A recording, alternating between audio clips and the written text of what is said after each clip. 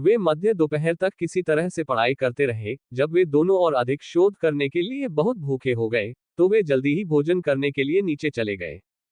मुझे अपनी सहनशक्ति का प्रशिक्षण करना चाहिए और फिर शाम को अपने मन को सुधारने के लिए ध्यान करना चाहिए। लेकिन क्या मैं फिर से आ सकती हूँ? दाना ने एक सौम्य मुस्कान के साथ पूछा। मैं तुम्हें किसी भी समय अपने घर बुलाना पसंद करूंगा, काल ने सहमति जताई। उसके आसपास रहकर पढ़ाई करना बहुत ही सुखद था और वह सबसे अजीबोगरीब चीजें जानती थी। अकादमी में एक दोस्त का होना अच्छा था, और जितना अधिक उसने जादूगरों के आगे बढ़ने के तरीके के बारे में सीखा, उतने ही अधिक विचार काल को मिले कि वह अपने कौशल का विस्तार कैसे कर सकता है। ध्यान एक तकनीक के रूप में कुछ मूल्यवान लग रहा था।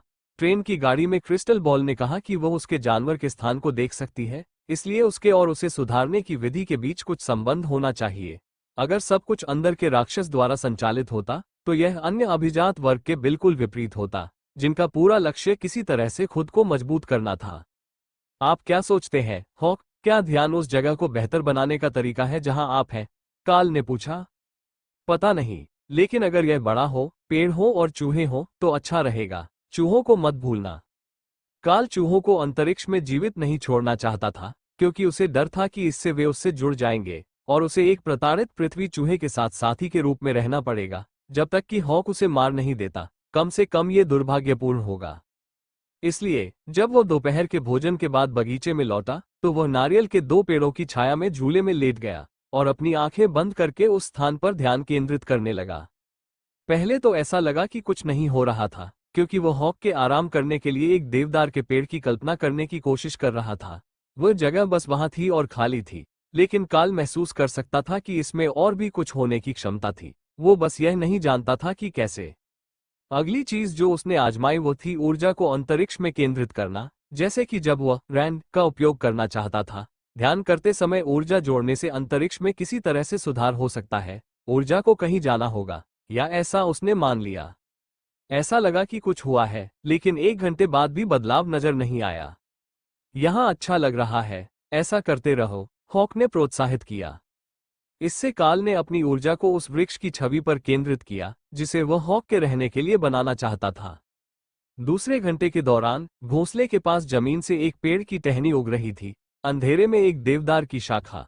ये वास्तव में काम कर रहा था, बस तुरंत नहीं जैसा कि उसने उम्मीद की थी। रात के अंत में पेड़ लगभग उतना ही ऊंचा हो गया था जितना कि वह था, लेकिन काल तरोताजा और सशक्त महसूस कर रहा था, जैसे कि सुधार ने उसे कुछ अतिरिक्त ऊर्जा दी हो। ये परीक्षण करना काफी आसान होगा। आज फिर से कक्षा का दिन था और उसका पहला पाठ जादूगरों के साथ कौशल नियंत्रण में था। ऐसा लग रहा था कि सप्ताहांत ने उन सभी के लिए बहुत अच्छा समय व्यतीत किया है, तथा वे सभी आज अधिक तरोताजा और अभ्यास के लिए तैयार दिख रहे थे, जबकि पिछली बार शुक्रवार को उन्होंने उन्हें देखा था। आप सभी का स्वागत है। आज हमारे साथ एक अतिरिक्त डिफेंडर है, काल और हॉक के साथ। यहाँ ग्रेजुएटिंग क्लास से टोरी भी होगी जो आप सभी को प्रेरित करने में मदद करेगी, शिक्षक ने मुस्कुराते हुए घोषणा की। टोरी एक लंबी गोरी लड़की थी जो लगभग 18 वर्ष की थी, जो कि उसके कांस्य पदक के अनुसार अकादमी में स्नातक होने की आयु थी तथा आरोही रैंक थी। इसलिए वह इस कक्षा की किसी भी छात्रा से व्यक्तिगत रूप से अधिक मजबूत थी, और उसने अपने बालों को आकर्षक लिटों में बांधा हुआ था। साथ ही उसने छोटी प्लीटेड यूनिफॉर्म स्कर्ट पहनी हुई थी, जो कि छात्रों के बीच कुछ हद तक दुर्लभ थी, क्योंकि लगभग सभी लोग पैंट पहनना पसंद करते थे। वह ऐसी लड़की लगती थी जो स्कूल में बेहद लोकप्रिय होनी चाहिए, लेकिन यहाँ के छात्रों के चेहरों को देखकर ऐसा लगता था कि या तो वह मीन गर्ल्स में से एक थी या फिर किसी अन्य कारण से उससे नफरत की जाती थी। बेशक ऐसा इसलिए हो सकता है क्योंकि उन्हें अपनी कक्षाओं में संघर्ष करना पड़ता था, जिससे वे नाराज हो जाते थे। लेकिन वह एक आरोही जादूगर के रूप में स्नातक हो रही थी, इसलिए वो कोई सुपर प्रोडिजी नहीं थी जिससे हर कोई अपने कौशल के बारे में हीन महसूस करता। अब क्या हम सब तैयार हैं? बहुत बढ़िया, जब आप तैयार हो तब शुरू करें। काल ने हॉक को बुलाया, जो हवा में उड़ गया, जबकि टोरी ने एक के बाद एक छोटे नीले गोले बनाने शुरू कर दिए, जो उसके चारों ओर एक चक्र में तैरने लगे। ये देखना दिलचस्प था। उसने बस उन्हें अपने हाथ में बनाया, फिर छोड़ दिया, और वे उसके चारों ओर मंडराते हुए धीरे धीरे परिक्रमा करने लगे। तभी हमले शुरू हो गए और काल को एहसास हुआ कि इस कक्षा में हर कोई उसे नापसंद क्यों करता है। गोलाकार वस्तुओं ने जादू के छोटे छोटे बोल्ट छोड़े, जो मंत्रों को रोककर उन्हें मार्ग से हटा देते थे, या कमजोर जादूगरों के मामले में उन्हें पूरी तरह से निष्प्रभावी कर देते थे। लेकिन गोले नष्ट नहीं हुए, वे धीरे धीरे और अधिक हमले करते रहे, और जैसे जैसे वह और अधिक गोले बनाने का काम करती गई, उनकी संख्या बढ़ती गई। काल ने जल्दी ही महसूस किया कि उन्होंने अग्नि और जल जादूगरों के हमलों पर बहुत कम प्रभाव डाला, लेकिन ठोस हमलों और जादुई मिसाइलों को उन्हें रोकने के बाद अपने रास्ते पर बने रहने में बहुत कठिनाई हुई। पानी के हमले ठीक थे, हॉक के मन में उनके रैंड के चारों ओर बहने के लिए उनके खिलाफ व्यक्तिगत प्रतिशोध था, और इसने काल को अग्नि जादूगरों से निपटने के लिए छोड़ दिया।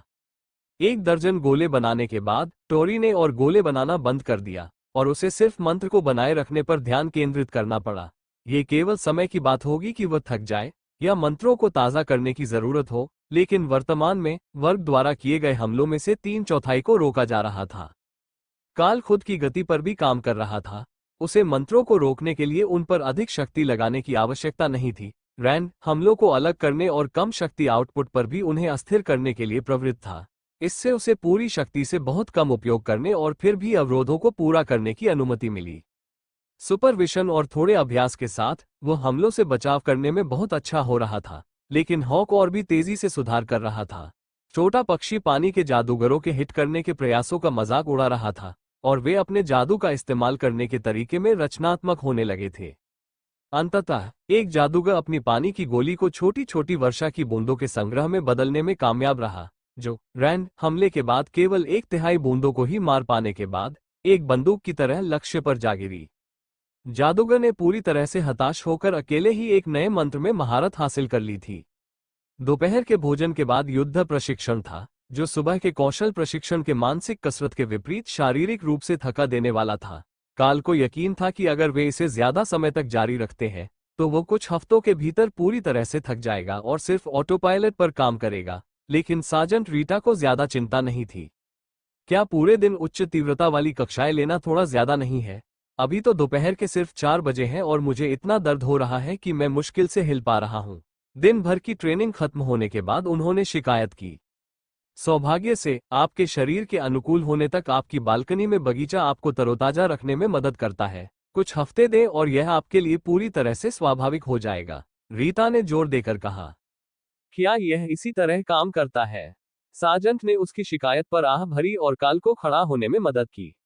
ये बिल्कुल ऐसे ही काम करता है, और जितना ज्यादा आप पहले कुछ हफ्तों में खुद को आगे बढ़ाएंगे, उतनी ही तेजी से आप ट्रेनिंग शेड्यूल के हिसाब से ढल जाएंगे। लंबे समय के फायदे के लिए थोड़े समय की तकलीफ। काल ने आह भरी। वो वास्तव में उसे गलत साबित नहीं कर सकता था, लेकिन उसे ये संदेह था कि जैसे जैसे वो मजबूत होता जाएगा, प्रशिक्षण कठिन होता जाएगा, इसलिए वो वास्तव में प्रशिक्षण स्तर के अनुकूल कभी नहीं हो पाएगा।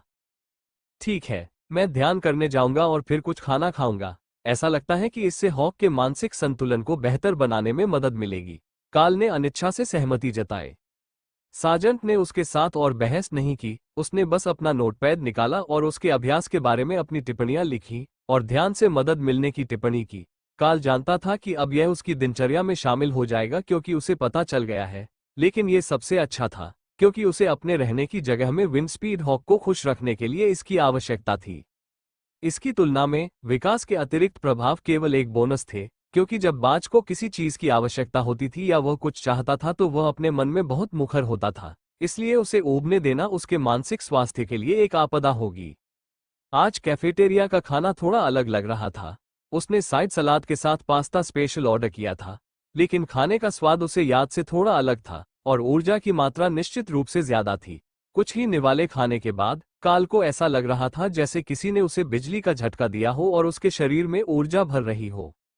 उसने खाना खत्म कर लिया और कुछ ऊर्जा खर्च करने के लिए जॉगिंग करने जा रहा था, लेकिन ऐसा लगा कि ध्यान लगाना और इस ऊर्जा को पालतू बनाने की जगह में एकीकृत करने की कोशिश करना ज्यादा सार्थक होगा। बाज उसकी शक्ति और उन्नति का मुख्य स्रोत था, इसलिए जितना ज्यादा वो जानवर को बढ़ने में मदद कर सकता था, स्नातक होने तक वो उतना ही बेहतर होता। लेकिन काल को ये समझ में आने लगा था कि क्यों कुछ वर्ग कभी आगे नहीं बढ़ पाते या अपने कौशल को अनलॉक भी नहीं कर पाते।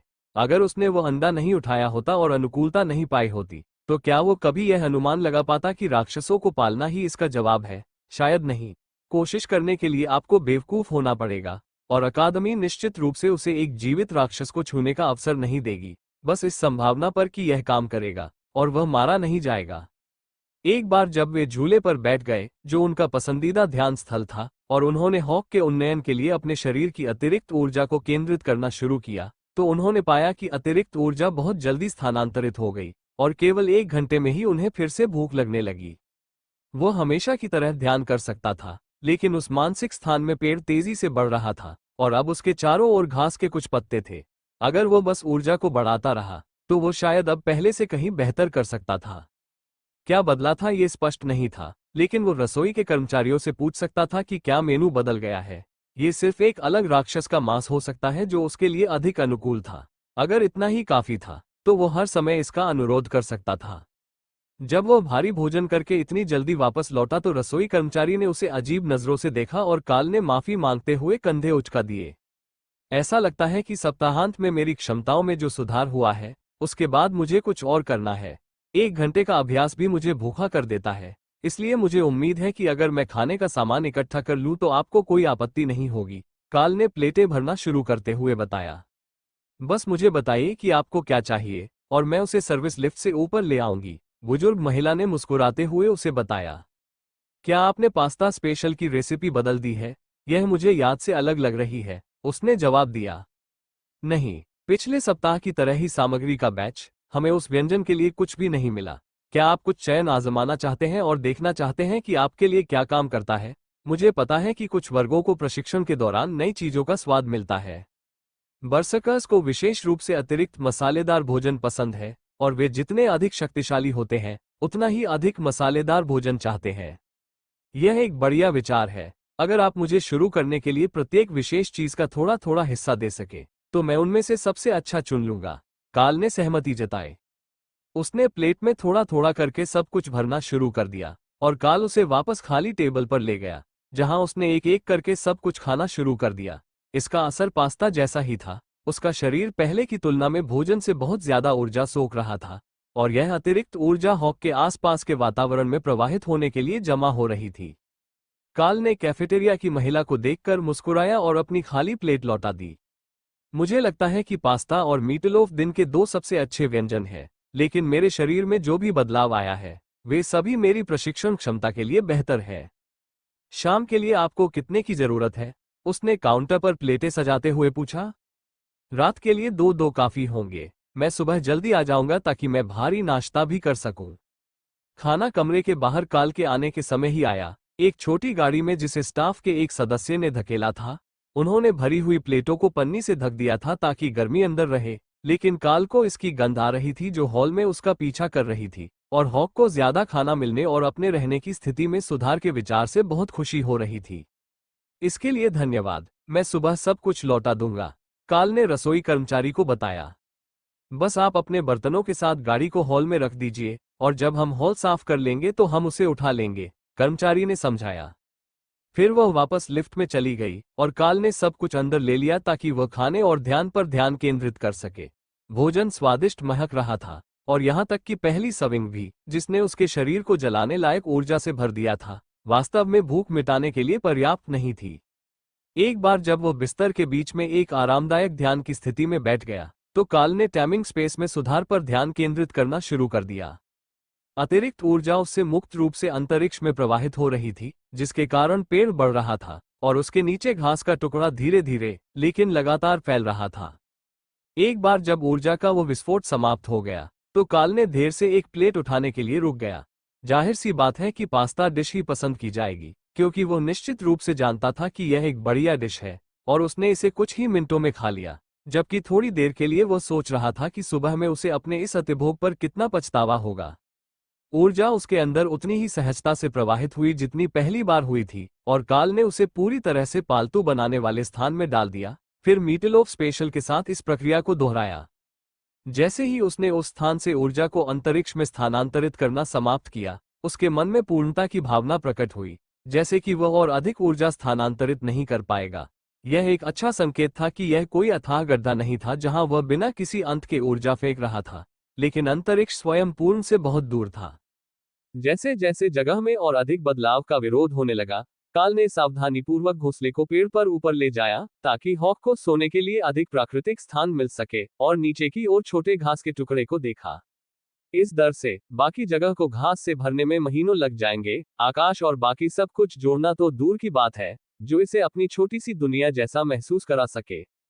लेकिन उसके शरीर में शक्ति की भावना उसके शरीर में मौजूद ऊर्जा की प्रचुरता से प्रभावित हो रही थी, जो भोजन से बची हुई थी और जानवर के स्थान से भी।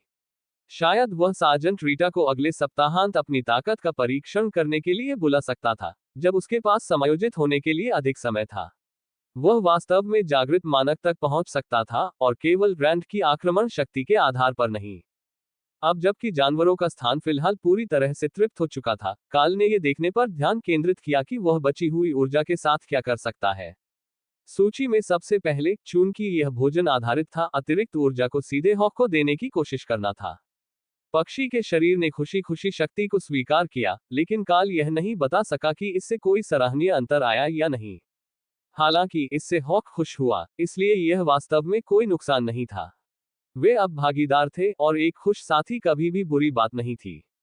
रात के बाकी समय में काल ने अपनी सारी ऊर्जा का उपयोग हॉक को सशक्त बनाने के लिए करने पर ध्यान केंद्रित किया, जो अंततः अपने विकास के चरण के अंत तक पहुंच गया था, और केवल शक्ति में वृद्धि शुरू हुई थी, लेकिन आकार में नहीं। काल ने नाश्ते में बचे हुए 2 भोजन खत्म करने में किसी तरह कामयाबी हासिल की, क्योंकि हॉक को फिर से भूख लग रही थी, और वह अपने भोजन को स्वादिष्ट बनाने के लिए मांस और जामुन की दैनिक खुराक के अलावा फिल्टर की गई ऊर्जा चाहता था। हॉक ने जितनी मात्रा में खाया, काल को लगा कि उसने जंक फूड के सेवन को बहुत सीमित कर दिया होगा।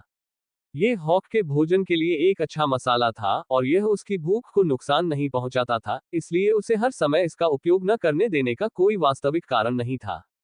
सार्जेंट रीटा का इंतजार करने के लिए आंगन से कमरे की ओर लौटते समय काल ने जाकर 3 और माउंटेन गूजेबेरी तोड़ ली। अब जब तुम पूरी तरह से बड़े हो गए हो, तो तुम और जामुन खा सकते हो। वे तुम्हें मजबूत नहीं बनाएंगे, लेकिन मुझे पता है कि उनका स्वाद अच्छा है, काल ने अति प्रसन्न विंडस्पीड हॉक को सूचित किया। हम बढ़िया सामान, मैं इन्हें हर चीज पर लगाऊंगा, हॉक ने सहमति जताई। इससे काल को एक विचार आया। हॉक जो मांस खा रहा था, वह बिल्कुल सादा मांस था। आमतौर पर उसकी मां द्वारा खरीदे गए डिस्काउंट कट्स को रात भर सॉस में भिगोया जाता था। अगर वह आंवलों को पानी के कटोरे में निचोड़ता और उनके साथ मांस भी डाल देता, तो ये सब कुछ कोट कर देता, ठीक वैसे ही जैसे हॉक चाहता था, बिना जामुन खत्म किए। वह आज रात को इसकी व्यवस्था कर देगा, ताकि हॉक का भोजन कल के लिए तैयार हो जाए। दरवाजे पर दस्तक से उसे पता चला कि काम पर जाने का समय हो गया है, और जब उसने दरवाजा खोला तो उसने देखा कि रीटा खाली बर्तनों से भरी गाड़ी को उत्सुकता से देख रही थी। कल मेरी भूख में कुछ बदलाव आया। अब ये सामान्य हो गई है, लेकिन मैं बहुत भूखा था और मेरा शरीर जितनी ऊर्जा ले सकता था, ले रहा था, काल ने बताया। यह अपेक्षाकृत सामान्य है। यह आमतौर पर योद्धाओं के साथ होता है जब उनका शरीर एक रैंक आगे बढ़ता है और उन्हें एक नए शक्ति मानक के अनुकूल होने की आवश्यकता होती है। मुझे संदेह है कि आपने वास्तव में कल रात शरीर में जागृत रैंक हासिल की है, या हॉक ने किया था, और ऊर्जा की आवश्यकता आपसे आनी चाहिए थी। इन 2 उत्तरों में से एक उत्तर संभवतः सही है। उसकी प्रगति कैसी हो रही है? रीता ने उत्तर दिया। वो एक विंडस्पीड हॉक के लिए पूरी तरह से विकसित दिखता है।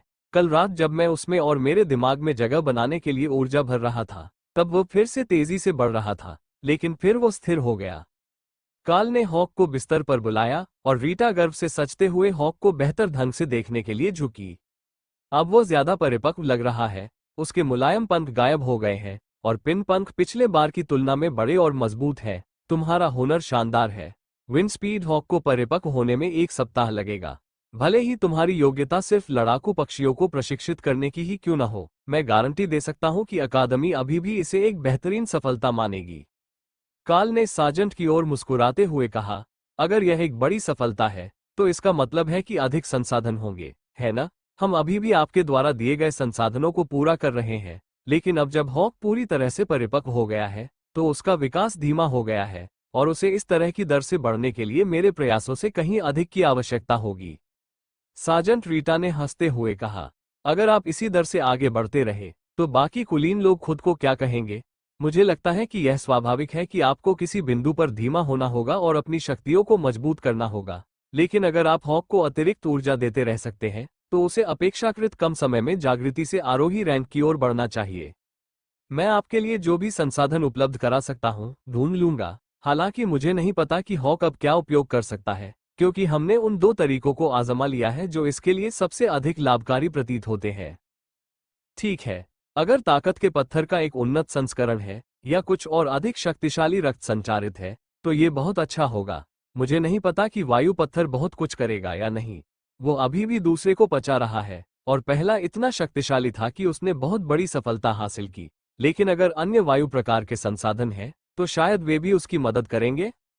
हर बार जब वो बेहतर होता है तो मेरा शरीर भी बेहतर होता है। मुझे बस अपने कौशल और सहनशक्ति को प्रशिक्षित करने की आवश्यकता है। इसलिए हॉक के लिए संसाधन मेरे विकास के लिए सबसे प्रभावी तरीका प्रतीत होता है, काल ने सुझाव दिया। हॉक निश्चित रूप से उस योजना का प्रशंसक था। अगर काल मजबूत हो जाता तो उसे कोई आपत्ति नहीं थी, वे एक टीम थे। लेकिन अगर योजना उसे सबसे शक्तिशाली विंडस्पीड हॉक बनाने की थी तो यह निश्चित रूप से एक अच्छा विचार था। उनका अगला पड़ाव उनके सामान्य प्रशिक्षण मैदान पर वापस था और हॉक अपने नए कौशल के साथ वर्ग के जादूगरों को दिखाने में सक्षम होने के लिए उत्सुक था। अब जब वो पूरी तरह से बड़ा हो गया था और उसकी शक्ति बेहतर हो रही थी तो वह लक्ष्यों की रक्षा के लिए कई और शॉट्स को रोक सकता था। काल समझ सकता था कि यह वास्तव में लक्ष्य के बारे में नहीं था, ये हॉक के अपने कौशल को दिखाने और जादूगरों से प्रशंसा या शाप पाने के बारे में था। हॉक के दिमाग में दोनों ही बातें ठीक थीं जब तक वे उसकी ताकत को पहचान रहे थे। हॉक के दिमाग में ये सबसे महत्वपूर्ण हिस्सा था जो उन्हें याद दिलाता था कि वह यहाँ शिकारी था और सभी चूहे उसके थे। मैं कसम खाता हूं कि हॉक हम पर हमला कर रहा है। ये दिन प्रतिदिन बेहतर होता जा रहा है, बस हमें ये याद दिलाने के लिए कि हम इसके नीचे हैं। जादूगरों में से एक ने कक्षा के अंत में पसीने से लथपथ और थका हुआ घोषणा की। यह एक विंडस्पीड हॉक है। क्या आपको सचमुच लगता है कि इसमें जादूगरों के प्रति कोई जन्मजात द्वेष है? दूसरों में से एक ने उपहास किया। सभी लोग जल जादूगरों की ओर देखने लगे जिनके तरल आक्रमणों ने पक्षी को विशेष रूप से पागल कर दिया था और फिर प्रश्नकर्ता की ओर देखने लगे। मेरा मतलब सामान्य तौर पर है, ये बहुत स्पष्ट है कि हॉक को पानी के हमलों से नफरत है, लेकिन मुझे संदेह है कि वह सामान्य तौर पर जादूगरों से नफरत करता है। काल मुस्कुराया। काश वे जानते कि हॉक वास्तव में खुद को मनुष्यों से बेहतर समझता था, जो उड़ नहीं सकते थे, मुश्किल से देख सकते थे और अपने भोजन का शिकार भी नहीं कर सकते थे। ये तथ्य कि हॉक खुद अपना भोजन खुद नहीं खोजता था, उसके दिमाग में विलासितापूर्ण जीवन जीने का मामला था। इसलिए यह बात मायने नहीं रखती थी। कम से कम उसके लिए तो यह मायने नहीं रखती थी। आराम करने के बजाय हॉक ने दोपहर के समय आकाश में चक्कर लगाने का फैसला किया, जबकि काल ने अपने मार्शल आर्ट कौशल का प्रशिक्षण लिया। उसकी बड़ी उम्मीद थी कि उसे आखिरकार कुछ ऐसा मिल जाएगा जिसका इस अकादमी में शिकार किया जा सके। दुर्भाग्य से वहां कोई कृंतक, कोई कीट, मैदान के आसपास घूमने वाला कुछ भी नहीं था। जादूगरों ने अकादमी पर जो जादू डाला था और शक्तियों के निरंतर उपयोग ने बहुत पहले ही अकादमी से सब कुछ डरा दिया था और उसे नाश्ते के लिए शिकार करने के लिए मैदान के आसपास के खेतों में जाने की अनुमति नहीं थी। काल के शब्द थे, जहां मैं तुम्हें देख सकूं वहां रहो, और ये दीवार के दूर के खेतों तक नहीं फैला था। अगर काल ने उसे वहां रहने के लिए कहा होता जहां दूसरे लोग उसे देख सके तो हॉक शायद हार मान लेता और वापस अंदर जाकर आराम करता। लेकिन शिकार तो वैसा नहीं हुआ जैसा उसने उम्मीद की थी, लेकिन हॉक को कुछ अच्छी चीजें जरूर मिली। शक्ति प्रशिक्षण मैदान के किनारे एक सुंदर पेड़ था जहां वो छाया में अपने पंखों को आराम दे सकता था। एक इमारत पर एक नक्काशी थी जो लगभग उसकी तरह दिखती थी। एक बूढ़ी औरत थी जो उसकी तस्वीरें लेती रहती थी और अंत में ट्रक डॉक पर आ गया। एक बार जब वो समझ गया कि ये चीजें कैसे काम करती हैं तो उसे बहुत मजा आएगा। आसमान से भी वो बता सकता था कि डॉक के पीछे की इमारतें अच्छी चीजों से भरी हुई हैं। काल ने ज्यादातर हॉक के कारनामों को नजरअंदाज किया और कभी कभार ही उसे याद दिलाया कि वह किसी के लिए परेशानी न पैदा करे या अजनबियों से खाना न ले। हर कोई नहीं जानता कि वह काल का हॉक था, इसलिए कुछ लोग उसे जहर देने या उस पर हमला करने की कोशिश कर सकते थे, जैसे कि वह कोई जंगली राक्षस हो। सार्जेंट रीटा के पास उनके अध्ययन के लिए जानकारी से भरी एक और पुस्तक थी, इस बार मॉन्स्टर बायोलॉजी पर, इस उम्मीद में कि उन्हें कुछ ऐसा मिल जाएगा जो हॉक को तीव्र गति से बढ़ने में मदद कर सकता है। हर एलीट मशहूर, शक्तिशाली या दोनों बनना चाहता था। यहाँ प्रशिक्षण व्यवस्था का पूरा उद्देश्य यही था। इसलिए एक निजी प्रशिक्षक के रूप में उसका काम काल को आगे बढ़ने में मदद करने और उस क्षमता को पूरा करने में मदद करना था जिसके बारे में वरिष्ठ कर्मचारियों ने उसे ट्रेन में देखकर माना था।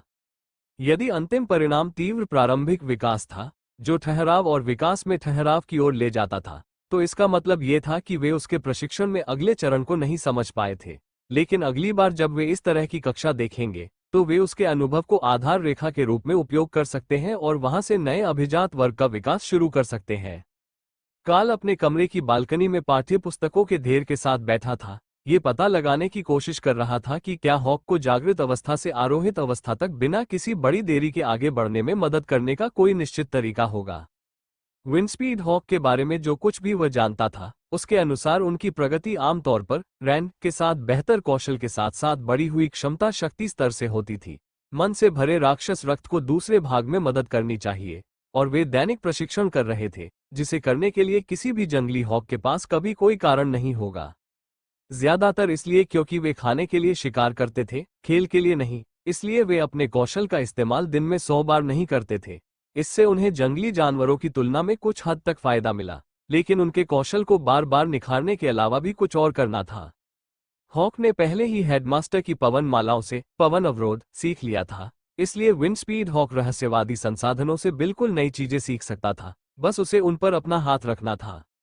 दरवाजे पर दस्तक ने उसे असमंजस से बाहर निकाला और काल दरवाजा खोलने गया, जहां उसने देखा कि दाना मुस्कुरा रही थी और उसके हाथ में किताबों से भरा एक बैग और खाने की एक छोटी प्लेट थी।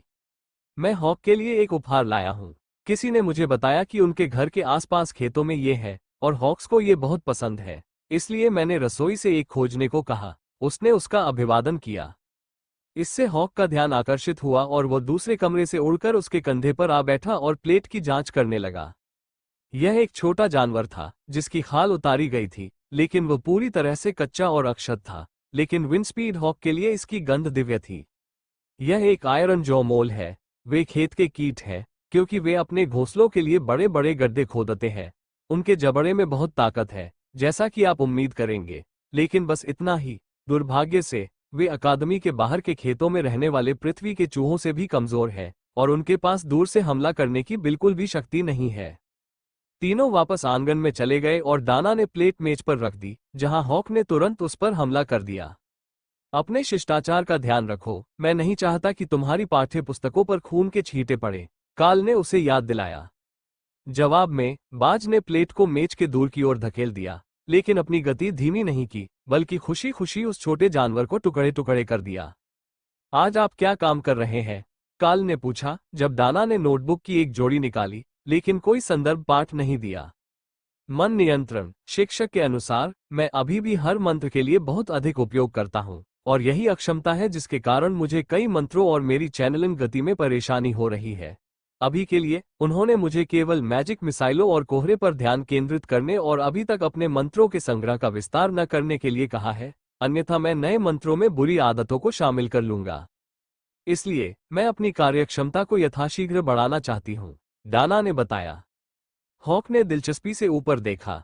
ऐसा लग रहा था कि यह विषय उसके लिए भी उपयोगी होगा। वो इस तरह से ज्यादा पानी की गेंदों को मार सकता था और जादूगरों को चिढ़ा सकता था। जादूगरों को चिढ़ाना हॉक की अपेक्षा से कहीं ज्यादा मजेदार था, खासकर तब जब उन्हें सीधे उस पर हमला करने की अनुमति नहीं थी। यह अच्छी सलाह लगती है। मुझे हॉक को आगे बढ़ाने का कोई तरीका ढूंढना होगा, क्योंकि अब वो पूरी तरह से विकसित हो रहा है। ये सब अच्छा खाना और हॉक्स के लिए उपयुक्त कुछ विशेष चीजें उसे रिकॉर्ड समय में पूरी तरह से विकसित कर पाई है, लेकिन वो जल्द ही अपनी प्राकृतिक अड़चन में फंस जाएगा। और फिर यह प्रशिक्षण पर निर्भर करता है कि हम पहले सेमेस्टर के खत्म होने से पहले जागृत से आरोही तक छलांग लगा सकते हैं या नहीं। जब तक हॉक ने खाना खत्म नहीं कर लिया, वे कुछ मिनट तक चुपचाप अध्ययन करते रहे, और फिर पक्षी उड़कर पेड़ों पर चढ़ गया और उनके लिए एक नाशपाती ले आया, जो पूरी तरह से पका हुआ था।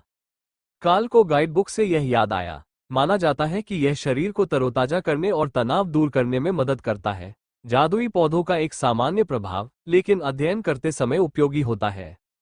काल ने उसे पतले टुकड़ों में काटा और हॉक ने एक छोटा सा टुकड़ा खाया, फिर अपने पंख फड़फड़ाए और दूर चला गया। नाशपाती की खुशबू बहुत अच्छी थी, लेकिन ये बहुत मीठी थी। हॉक को बिल्कुल भी पसंद नहीं थी। मनुष्य इसे खा सकते थे। काल ने हॉक की निराश नजर पर हंसते हुए नाशपाती को टुकड़ों में काट दिया ताकि वे उसे खा सके। फिर हॉक टेबल के पार चला गया और सीधे दाना के नोटपैड पर चला गया। तुम क्या कर रहे हो, छोटे आदमी? क्या हमने तुम्हें बहुत अनदेखा कर दिया है? उसने पूछा और उसके सिर को धीरे से सहलाया।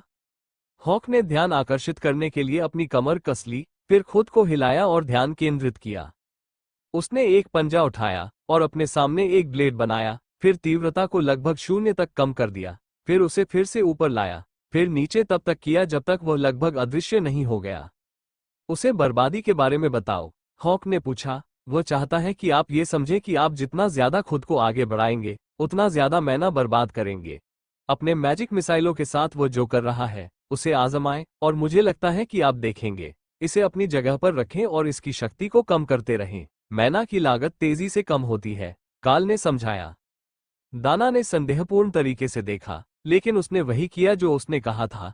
पहले कुछ मिसाइलें अकादमी के मैदान में लगभग फायर हो गईं, क्योंकि उसने पहले कभी उन्हें जगह पर रखने की कोशिश नहीं की थी। लेकिन कुछ मिनटों के बाद वो उन्हें पकड़ सकती थी और जहां चाहती थी वहां ले जा सकती थी, क्योंकि उसने धीरे धीरे डिफ़ॉल्ट पूर्ण सक्रियण से बिजली को कम करके बमुश्किल रोशनी की चमक तक कम कर दिया था। आपको ऐसा करने का कैसे पता चला? उसने पावर रेंज में हॉक की साइकिल चलाने की नकल करते हुए पूछा। ये हॉक के लिए सहज है और उसने मुझे सिखाया। विंडस्पीड हॉक के तर्क के अनुसार आपको अपने शिकार को मारने के लिए पर्याप्त शक्ति के साथ शिकार करना चाहिए, ताकि आप जितनी ऊर्जा वापस पाएं, उससे अधिक ऊर्जा बर्बाद न करें, काल ने समझाया। तो बस यही है, यह एक बहुत बड़ी सफलता है। मैं देख सकता हूं कि मैं कहां गलत हो रहा था। मैं सिर्फ मंत्र सक्रियण अनुक्रम पर ध्यान केंद्रित कर रहा था और उसे जाने दे रहा था। मुझे लगा कि मैं दिशा को नियंत्रित करके अच्छा कर रहा हूं, लेकिन अगर मैं मन प्रवाह पर ध्यान केंद्रित करता हूं, तो मैं इसके साथ बहुत कुछ कर सकता हूं। जादुई प्राणियों से हम बहुत सी ऐसी बातें सीख सकते हैं जिनके बारे में हमने कभी सोचा भी नहीं होगा। शिक्षक के निर्देश इतने विस्तृत भी नहीं है, और मैंने कभी किसी दूसरे छात्र को अपने मंत्रों की शक्ति कम करते नहीं देखा।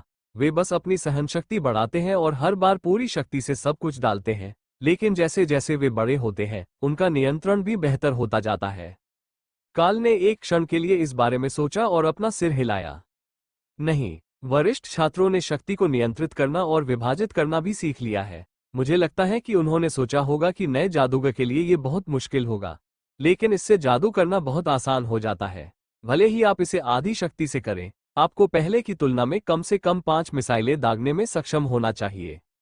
दाना और हॉक ने शाम का बाकी समय अपने कौशल नियंत्रण का अभ्यास करने में बिताया, जबकि काल ने विभिन्न जादुई पशु प्रजातियों के विकास चक्रों और शक्ति वृद्धि ट्रिगर्स के बारे में अधिक जानने पर ध्यान केंद्रित किया। ऐसे बहुत से कारण थे, लेकिन काल को यकीन था कि अगर वह इस पर काम करता है, तो वो ट्रिगर्स के लिए किसी तरह का पैटर्न ढूंढ सकता है। ये या तो उनके कौशल, उनके शरीर के किसी तत्व के साथ संरेखण या किसी तरह के पर्यावरणीय कारक से संबंधित होना चाहिए। वो यह नहीं मानता था कि यह पूरी तरह से यादृच्छिक था और यह सब भाग्य पर निर्भर था। अध्ययन के साथ उन्हें जानबूझकर प्रगति को ट्रिगर करने में सक्षम होना चाहिए। ध्यान और ऊर्जा का हॉक की ओर प्रवाह निश्चित रूप से मददगार साबित होने वाला था, हालांकि वह यह नहीं बता सकता था कि कितना। लेकिन उन्नति के बाद से हर भोजन ने उसे ऊर्जा की एक लहर दी थी, क्योंकि वह पोषक तत्वों और अंतर्निहित मन को एक सामान्य मनुष्य की तुलना में कहीं अधिक कुशलता से अवशोषित कर रहा था। यह अभिजात वर्ग के लिए सामान्य बात होनी चाहिए, क्योंकि रसोई में प्रत्येक छात्र के लिए जानबूझकर इस प्रकार का भोजन तैयार किया जाता था। इसलिए वास्तविक अंतर यह होना चाहिए कि वह अतिरिक्त भोजन को बर्बाद करने के बजाय हॉक के साथ साझा कर सकता था। जब अंधेरा होने लगा, तो डाना ने जो कुछ सीखा था, उस पर नोट्स बनाना समाप्त किया और फिर रात के लिए अपने कमरे में लौट आई, जबकि काल ने देर रात एक और भोजन करने की तैयारी की और हॉक को बढ़ने में मदद करने के लिए उस अतिरिक्त ऊर्जा को स्थानांतरित करने पर ध्यान लगाया। एकमात्र समस्या ये थी कि उन्हें ये जानने के लिए कि ये विधियां काम कर रही हैं या नहीं, तब तक इंतजार करना पड़ता जब तक कि कोई उल्लेखनीय परिवर्तन न आ जाए, और तब भी उन्हें निश्चित रूप से यह पता नहीं चल पाता कि इनमें से कौन सी विधि सबसे अधिक प्रभावकारी है। कोई सटीक माप पद्धति नहीं थी। यही कारण था कि उन्होंने राक्षसों को उनकी शक्ति रैंकिंग के आधार पर श्रेणियों में वर्गीकृत कर दिया था, लेकिन इसका मतलब ये भी था कि उन रैंकिंग की सीमाओं के पास कुछ अनिश्चितता हो सकती थी, जब तक कि शरीर या शक्ति में कोई उल्लेखनीय परिवर्तन न हो। उदाहरण के लिए, जब एक शैतान बिल्ली जागृत से आरोही की ओर बढ़ने की प्रक्रिया से गुजरी, तो उसकी दूसरी पूंछ उग आई। ये बताने का एक बहुत ही सरल और निश्चित तरीका था। कई पक्षी जैसे जैसे अधिक शक्तिशाली होते गए, उनके पंखों पर एक विशिष्ट पैटर्न बनता गया, और अधिकांश स्तनधारियों का आकार अचानक वृद्धि के साथ बढ़ता गया। विंडस्पीड हॉक्स को इनमें से ज्यादातर से नहीं गुजरना पड़ा। उन्होंने अपने पंजों को छोड़कर अपनी उपस्थिति बनाए रखी। एक बार जब विंडस्पीड हॉक आरोही स्तर पर पहुंच जाता है, तो उसके पंजे गहरे काले रंग से पारदर्शी ओब्सीडियन में बदल जाते हैं, और यह पंजा सामग्री समान कौशल सीखने वाले अभिजात वर्ग के लिए एक असाधारण संसाधन थी। इसे पीसकर राक्षस के खून के साथ उसी तरह मिलाया जा सकता है जैसे ताकत के पत्थरों को मिलाया जाता है, और इसे पीने से कौशल की समझ बढ़ेगी। हाँ हाँ हाँ, उन्हें मेरे पंजे के टुकड़े खाने दो, वे जल्दी से वापस उगाते हैं। हॉक ने काल के मन में हंसी उड़ाई। टूटे हुए पंजे के हिस्सों की तुलना मानव पैर के नाखून के टुकड़ों से की, बस एक बेकार उत्पाद जिसकी अब उसे परवाह नहीं थी। ठीक है, अगर हम आपको उस स्तर तक बढ़ने में मदद कर सकते हैं, तो हम दूसरों की भी मदद कर सकते हैं। हम उन्हें दिखाएंगे कि आप कितने आगे हैं, बस खुद बनकर। काल ने मजाक किया, ध्यान लगाने से पहले एक पल के लिए पक्षी के अहंकार को सहलाया। सुबह में वे दोनों तरोताजा महसूस करते थे और पिछले दिन की तुलना में थोड़ा बेहतर महसूस करते थे, इसलिए यह उनकी दिनचर्या बन गई। सुबह जादूगरों के साथ, दोपहर में मार्शल आर्ट की ट्रेनिंग और फिर शाम को किताबों का अध्ययन, जबकि काल जादुई जानवरों और उन ट्रिगर्स के बारे में सब कुछ सीखने पर काम करता था जो उन्हें आगे बढ़ने का कारण बन सकते थे, जबकि हॉक दाना के साथ उनके मन नियंत्रण पर काम करता था। उसकी वृद्धि दर अविश्वसनीय थी, और हालांकि अपनी प्रजाति के कारण उसे शुरुआत में लाभ प्राप्त था, लेकिन हॉक तेजी से किसी भी युवा विंडस्पीड हॉक से अपेक्षित वृद्धि से आगे निकल गया। आमतौर पर उन्हें दिन में कुछ बार से ज्यादा रैंड हमले का इस्तेमाल करने की जरूरत नहीं होती, क्योंकि यह मुख्य रूप से शिकार के लिए और कभी कभी आत्मरक्षा के लिए होता था, लेकिन हफ्ते के अंत तक वो इसे घंटों तक जारी रख सकता था। दाना भी उसकी मदद से बहुत तेजी से आगे बढ़ रही थी, और अब उसे अपनी जादुई मिसाइलों पर पूरा नियंत्रण था। उसे उन्हें अपनी जगह पर रखते हुए या अपने दिमाग से कमरे में इधर उधर घुमाते हुए देखना काफी प्रभावशाली था। यह प्रक्रिया अभी भी उसे उसकी अपेक्षा से कहीं ज्यादा तेजी से थका देती थी, लेकिन हॉक के साथ काम करना शुरू करने के पहले दिन यह एक बहुत बड़ा सुधार था, जब उसे बिल्कुल भी समझ नहीं आया था कि उसे मैना प्रवाह को कैसे नियंत्रित करना चाहिए। इसलिए वे अत्यधिक आत्मविश्वास के साथ अगली व्यवहारिक कौशल बैठक के लिए बैठक स्थल की ओर चल पड़े। 54 छात्रों का वही समूह मैदान में इकट्ठा होकर शिक्षकों के आने का इंतजार कर रहा था, और काल ने अन्य टीम नेताओं के बगल में अपना स्थान ले लिया। कुछ मिनट बाद सार्जेंट रीटा दो जादूगरों के साथ अकादमी की एक मालवाहक गाड़ी में सामान भरकर पहुंची। आज हमारे पास सबके लिए कुछ नया और मजेदार है। ये golden dragon national research university के हथियार विकास विभाग के नए प्रायोगिक उत्पाद हैं। आज आप सभी एक छोटी सी फील्ड ट्रिप पर जाने वाले हैं। खतरा सामान्य से थोड़ा ज्यादा होगा, क्योंकि आप अकादमी के मैदान को पूरी तरह से छोड़ देंगे और सिर्फ बाहरी इलाकों में नहीं जाएंगे, लेकिन यूनिवर्सिटी ने हमें ये परखने के लिए कहा है कि क्या ये नए हथियार अपनी शानदार तकनीक के साथ वास्तव में उपयोगकर्ता की ताकत को एक पूरे रैंक तक बढ़ा सकते हैं, सार्जेंट रीटा ने घोषणा की। जादूगरों को इस बात पर थोड़ा संदेह था, क्योंकि उनकी शक्तियां मन प्रवाह और नियंत्रण पर आधारित थीं, जो दोनों ही आंतरिक कारक थे। वे हथियारों का उपयोग उसी तरह नहीं करते थे जैसे योद्धा करते थे। अगर यह सिर्फ योद्धा वर्गों के लिए होता, तो यह आमतौर पर अभिजात वर्ग के लिए एक बढ़िया सुरक्षा उपाय होता, लेकिन विशेष रूप से उनके लिए नहीं। हालांकि जब उन्होंने गाड़ी से तिरपाल हटाया, तो उसमें एक बॉक्स था जिस पर सभी के नाम लिखे थे। विश्वविद्यालय वास्तव में सभी के लिए कुछ न कुछ लेकर आया था, और छात्र ये देखने के लिए उत्साहित होने लगे कि यह क्या कर सकता है। काल बक्सों के ढेर के पास गया, जहां सार्जेंट रीटा सभी को एक पंक्ति में व्यवस्थित कर रही थी ताकि ढेर को अधिक कुशलता से खोला जा सके। उसने उसे एक बड़ा बक्सा दिया, और वह एक तरफ हट गया, ये समझने की कोशिश करते हुए कि बिना किसी कुंडी के बक्सों को कैसे खोला जाए।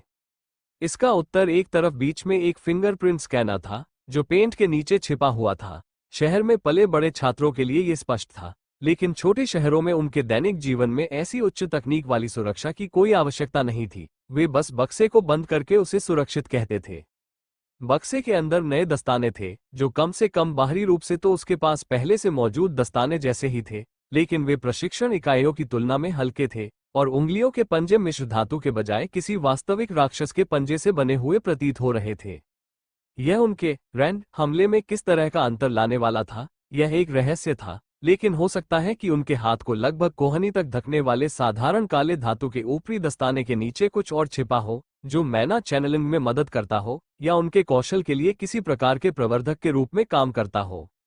ये जानने का एकमात्र तरीका उनका परीक्षण करना था, इसलिए काल भीड़ से दूर चले गए, जहां योद्धा खुशी खुशी अपनी नई तलवारें लहराने लगे थे, और उन्होंने उन्हें हवा में पंजे से हमला करने के लिए प्रेरित किया।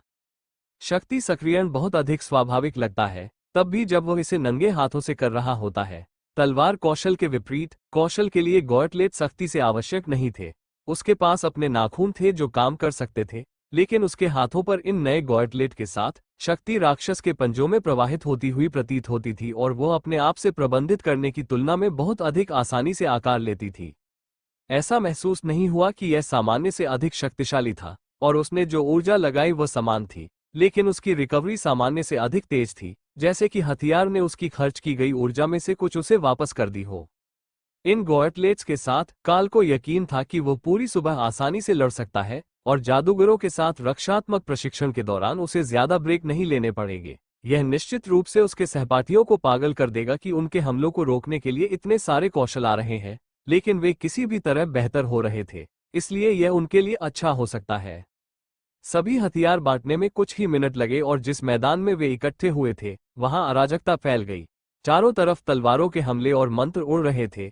एक तरफ एक बड़ा पत्थर का गोला खड़ा था और जमीन किसी के जादू से कांप रही थी। यह पागलपन था, लेकिन अध्यापकों ने तब तक इंतजार किया जब तक कि सभी छात्र शांत नहीं हो गए। उसके बाद ही उन्होंने कुछ कहा।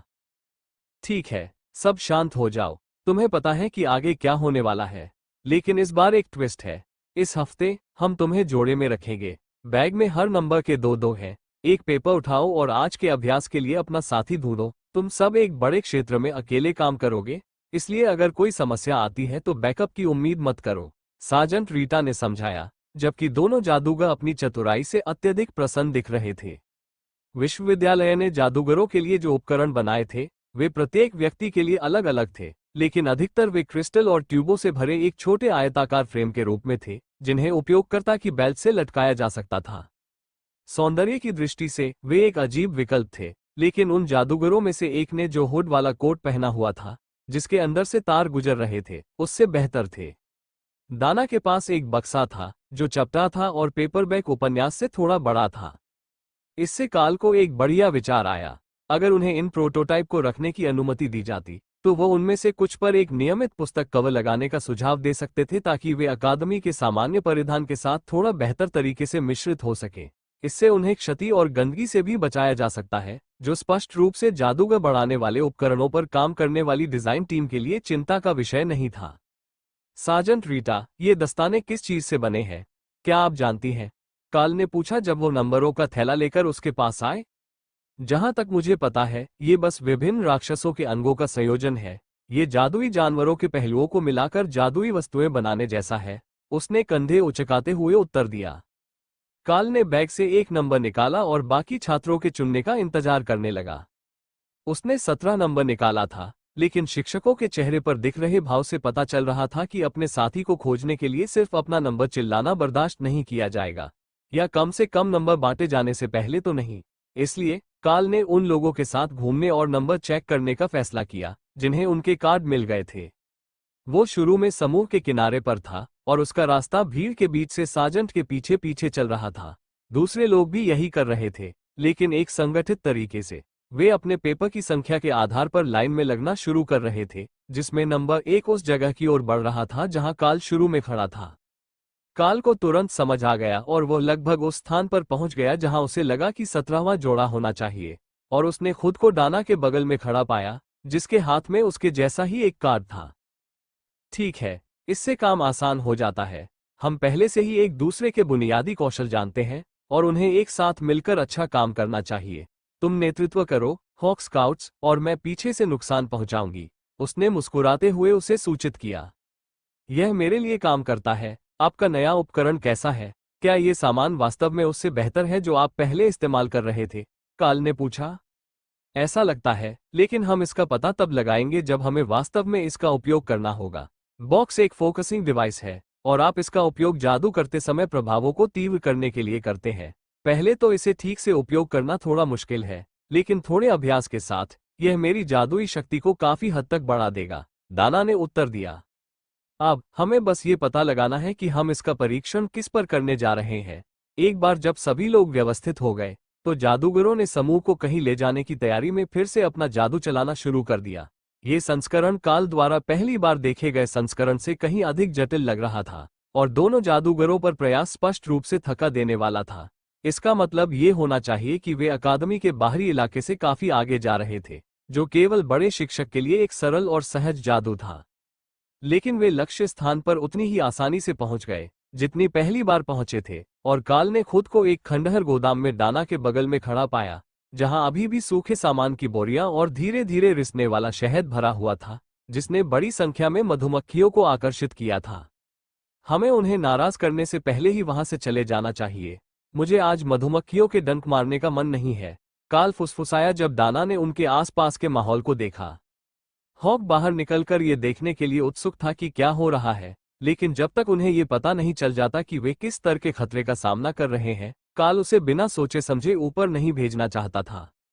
दाना ने दीवार में एक बड़े छेद की ओर इशारा किया जो मुख्य सड़क की ओर जाता प्रतीत हो रहा था, और दोनों ने आगे बढ़ना शुरू कर दिया तथा एक खंडहर गांव में पहुंच गए। यह अभी हुआ, मैं अभी भी ताज़ा खून और बारूद की गंध महसूस कर सकता हूं, काल फुसफुसाया। बचपन में खदानों में मदद करने के कारण दोनों गंधें उसके लिए अप्रिय रूप से परिचित थीं, तथा हॉक की बदौलत अपनी उन्नत इंद्रियों के कारण वो उन्हें पहले से कहीं अधिक स्पष्टता से पहचान सकता था। क्या मतलब है तुम्हारा? दाना ने धीरे से उत्तर दिया। इस गांव पर पिछले 1-2 दिनों में हमला हुआ है, शायद इसीलिए हम यहां आए हैं, ताकि उन राक्षसों को खत्म करने में मदद कर सकें जो यहां घुसने की कोशिश कर रहे हैं। मैं अब हॉक को भेजूंगा ताकि हमें पता चले कि हम किससे मुकाबला कर रहे हैं, और फिर हम कोई योजना बना सकें। यह अच्छी बात है कि आप अपने मन नियंत्रण पर काम कर रहे हैं, क्योंकि मुझे लगता है कि आज आपको कोहरे की तुलना में मैजिक मिसाइल की अधिक आवश्यकता होगी। ये प्रथम वर्ष के छात्रों के लिए एक क्रूर क्रैश कोर्स होगा, भले ही वे बैच के सर्वश्रेष्ठ चुने गए हों। वे अकादमी में केवल कुछ सप्ताह ही रहे थे, और वे ज्यादातर 1 या 2 योग्यताओं के साथ काम कर रहे थे जो अभी भी कॉमन ग्रेड में थी। इसका मतलब ये होना चाहिए कि यहाँ खतरे का स्तर बहुत अधिक नहीं था, लेकिन अगर यह सिर्फ सामान्य श्रेणी के राक्षस थे, तो शहर के लोगों को उन्हें भगाने में सक्षम होना चाहिए था। शायद प्रतिक्रिया जल्दी नहीं आई थी और अभिजात वर्ग ने शक्तिशाली राक्षसों से बहुत देर से निपटा था, जिससे छात्रों को केवल खतरनाक स्थानीय वन्यजीवों को ही खत्म करना पड़ा। गुस्साए सुअ है, हम उन्हें मार रहे हैं, है ना? तो फिर उन्हें खा लें, हॉक ने बताया। मुझे ठीक ठीक बताओ कि वे मेरे संबंध में कहाँ हैं और कितने हैं। मुझे ये भी जानना है कि उनमें से प्रत्येक कितना मजबूत है, या उनमें से कितने जागृत या उच्चतर है। काल ने जवाब दिया, हॉक को प्रशिक्षित करते हुए कि वह स्काउटिंग रिपोर्ट को कैसे संरचित करना चाहता था। 9 सुअ, सभी घायल। 1 में जागृत शक्ति है, इमारत से मेरी दिशा में 200 मीटर की दूरी पर। ओह, दक्षिण में और भी राक्षस है। अगर आप उस तरफ जाते हैं तो 6 गॉब्लिन हैं, कोई भी जागृत नहीं है। वे आलसी हैं, कैंप फायर बना रहे हैं। आप दिनचर्या जानते हैं, पहले काम करें और फिर खाएं। हमें गॉब्लिन के पास ले जाएं और अधिक राक्षसों पर नजर रखें। पुस्तक में कहा गया है कि गॉब्लिन बड़े समूहों में यात्रा करते हैं, इसलिए संभवतः उनके आसपास अधिक संख्या में होंगे, काल ने उत्तर दिया। कुछ जंगली सुअर हैं जिन्हें हॉक खाना चाहता है, लेकिन शहर के दक्षिणी हिस्से में गॉब्लिन है। इससे पता चलता है कि यहाँ हालात इतने खराब क्यों हुए। भले ही वे कमजोर हों, लेकिन वे ज्यादातर जंगली जादुई जानवरों से ज्यादा होशियार हैं, और वे बड़ी संख्या में आते हैं। हमें सबसे पहले यहाँ बचे हुए 6 लोगों को हटाना होगा, और फिर हम बाकी बचे लोगों तथा अन्य चीजों की तलाश कर सकते हैं। इसके अलावा कुछ भी, मतलब जीवित बचे लोगों के बारे में, लेकिन मिशन के आरंभ में ही यह बात जोर से कहना अशिष्टता होगी। दाना ने गंभीरता से सिर हिलाया। वह वास्तव में एक सच्चे राक्षस को व्यक्तिगत रूप से और जंगल में सिर्फ एक अन्य छात्र के साथ देखने के लिए तैयार नहीं थी, लेकिन वह जानती थी कि यह प्रशिक्षण मिशन था, और उन्हें विशेष रूप से इस खतरे से निपटने के लिए यहाँ भेजा गया था। हॉक ने शहर का चक्कर लगाया और ऐसी हर चीज की तलाश की जो दूसरे 2 को मिल सकती थी। पहले काम करो, फिर खाओ, इसलिए जितनी जल्दी वो उन्हें सारा काम पूरा करने में मदद करेगा, उतना ही बेहतर होगा। इसका मतलब था कि वह किसी भी लक्ष्य को चूक नहीं सकता था। मुझे और भी भूत मिले, एक घर में, तुमसे 4 दरवाजे ऊपर और सड़क के उस पार। मैं अपनी जगह से उनमें से 2 को देख सकता हूँ। काल ने फुसफुसाकर दाना को संदेश दिया और फिर चलता बना। तुम क्या कर रहे हो? वो फुसफुसाई। अगर उन्हें पता चल जाए कि हमने उन्हें देख लिया है, तो वे घात लगाने की कोशिश करने के बजाय सहायता के लिए पुकारेंगे। हॉक की नजर उन पर है, वो उन्हें वास्तव में हम पर घात लगाने नहीं देगा। बस मेरे करीब रहो और जब वे दौड़ें, तो तुम मैजिक मिसाइल का इस्तेमाल करो, काल ने चलते हुए फुसफुसाते हुए कहा। काल सड़क पार कर गया, बिना सिर घुमाए अपनी बढ़ी हुई परिधीय दृष्टि से उस इमारत को देखता रहा जिसे हॉक ने चिन्हित किया था। गॉब्लिन्स की नजर बहुत अच्छी नहीं थी, इसलिए वे मान लेते कि अगर वह उनकी तरफ नहीं देख रहा है, तो उसने उन्हें नहीं देखा है, और निश्चित रूप से जैसे ही वह गुजरा, वे युद्ध की पुकार के साथ आगे बढ़ गए। ये सिर्फ 3 घायल कॉमन ग्रेड गोबलिन थे, और उनमें से 2 हॉक के रैंड में गिर गए, इससे पहले कि काल या दाना जवाब दे पाते। काल ने अपनी उंगलियों के बल पर आखिरी को पकड़ लिया और शहर फिर से शांत हो गया। बाज, खोजते रहो, उस चीख ने शायद दूसरों को सचेत कर दिया होगा, काल ने निर्देश दिया। बाज उड़ गया और दाना ने उसे प्रशंसा भरी नजरों से देखा। उसकी प्रतिक्रियाएं बहुत अच्छी हैं, वो बुदबुदाई। इस तरह के दिन में वो निश्चित रूप से एक अच्छा दोस्त है। वो और अधिक गॉब्लिन की तलाश में गया है, ताकि अगर कोई उसकी युद्ध पुकार को सुन ले और उस पर प्रतिक्रिया दे सके। काल ने उन्हें शहर के किनारे की ओर दक्षिण की ओर बढ़ते रखा, तब भी जब उसे कभी कभार थकान महसूस होती थी, क्योंकि हॉक शहर में छिपे अकेले गोबलिन को बाहर निकालता था।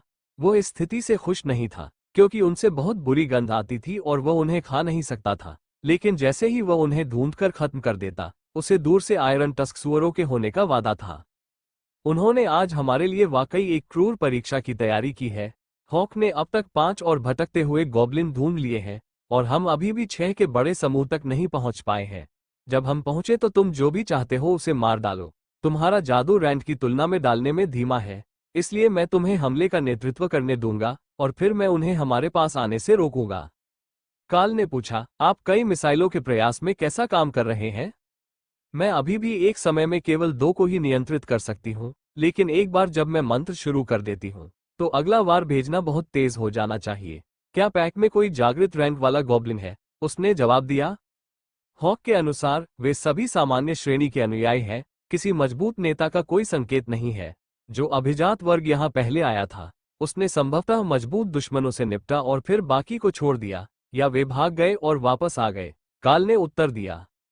काल ने शहर के बाहरी इलाके में दूर से आग की लपटों की एक झलक देखी और अपनी उंगली को होठों पर रखकर संकेत दिया कि अब से आगे वह चुप रहेगा।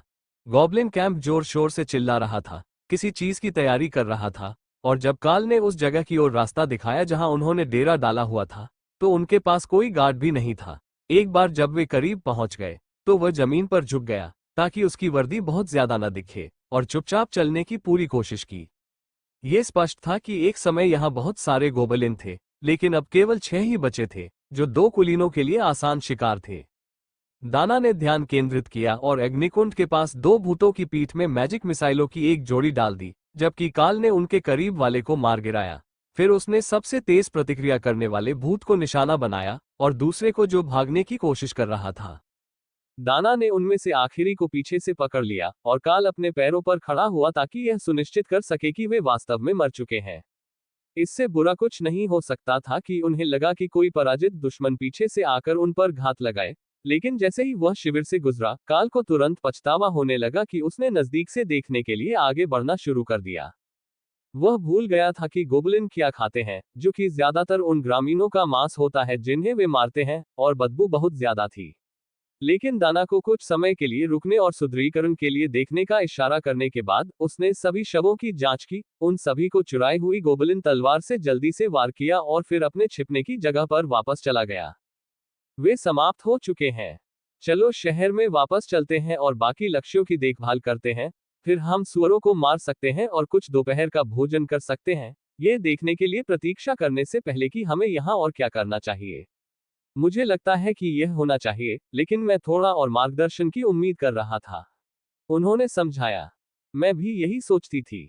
जब उन्होंने कहा कि हमारे दूसरे छात्रों से मिलने की संभावना बहुत कम है, तो मैंने नहीं सोचा था कि उनका मतलब यह है कि हम एक ही शहर में नहीं होंगे।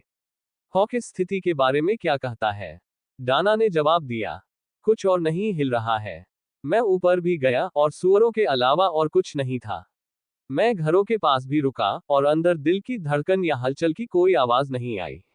क्या इसका मतलब यह है कि हमारा काम हो गया है और अब हम दोपहर का भोजन कर सकते हैं? हॉक ने उम्मीद से जवाब दिया। सुअरों से निपटने से पहले हमसे मिलो। वहां एक जागा हुआ सुअर है, और तुम्हारा अकेले जाना शायद सुरक्षित न हो। कौन जाने उसमें किस तरह की क्षमता होगी। जब काल वहां पहुंचा तो जंगली आयरन टस्क सुअर खुशी खुशी शहर के कूड़े के ढेर को खोज रहे थे। दाना उसके ठीक पीछे थी और बाज उसके ऊपर चक्कर लगा रहा था। उनमें से सबसे बड़ा हॉक का लंच का लक्ष्य था। ये जागृत रैंक में नया था और इससे शक्ति का एहसास होता था जिसे दाना ने काल से बहुत पहले पहचान लिया था। इसमें जादू है, मुझे नहीं पता कि क्या है, लेकिन ये किसी तरह के जादुई मंत्र का इस्तेमाल कर सकता है, उसने फुसफुसाते हुए कहा। ठीक है, हम उस पर घात लगाते हैं। हम तीनों एक साथ सबसे बड़े सुअर पर हमला करेंगे, और फिर हम बाकी से निपटेंगे। आपकी सहनशक्ति कैसी है? क्या आपने गोबलिन के साथ लड़ाई के बाद से पर्याप्त आराम किया है? दाना ने सिर हिलाया। मैंने खुद को रोक लिया, इसलिए खर्च इतना ज्यादा नहीं हुआ। मैं लड़ने के लिए तैयार हूँ। वह काल के बाईं ओर चली गई, फिर एक छोटे से पत्थर के शेड के ऊपर चढ़ गई और हमले का एक अच्छा कोण पाने के लिए अपने पेट के बल लेट गई।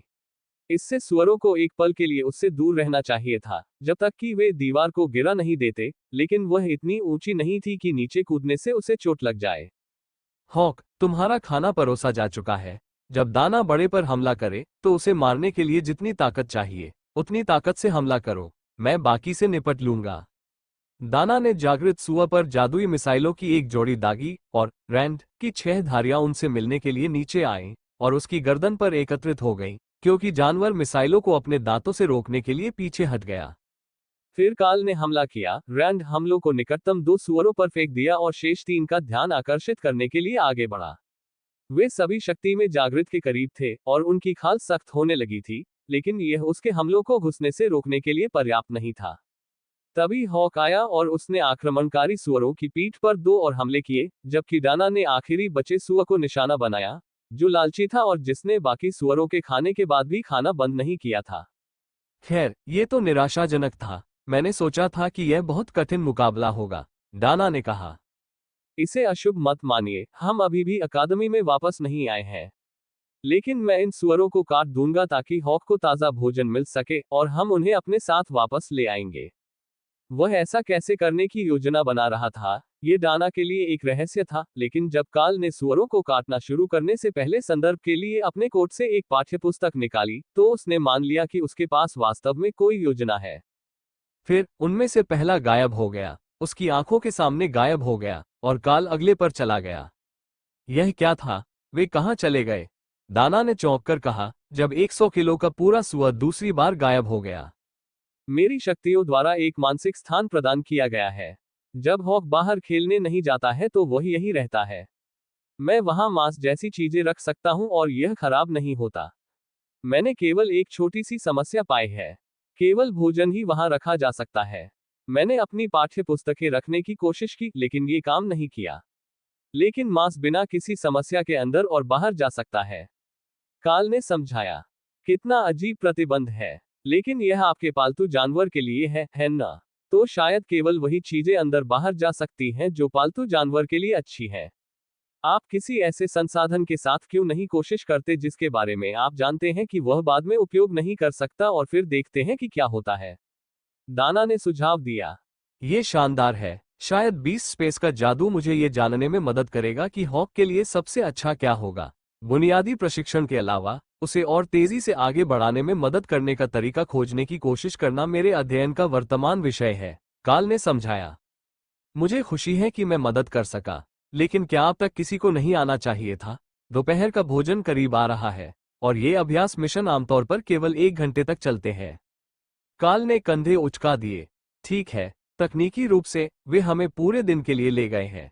इसलिए मुझे लगता है कि अगर हम यहाँ निकटतम घर में दोपहर का भोजन करते हैं तो यह कोई बड़ी बात नहीं है। नहीं, इसे छोड़ो। मैंने हॉक से सुना है कि अंदर क्या है। चलो यहीं खाना खाते हैं। काल ने अपनी तलवार का उपयोग करके सुअर के मांस के कुछ टुकड़े काटकर आग पर भूनने के लिए किया। शाखाओं को कटार की तरह इस्तेमाल किया, जबकि डाना ने आग तैयार की।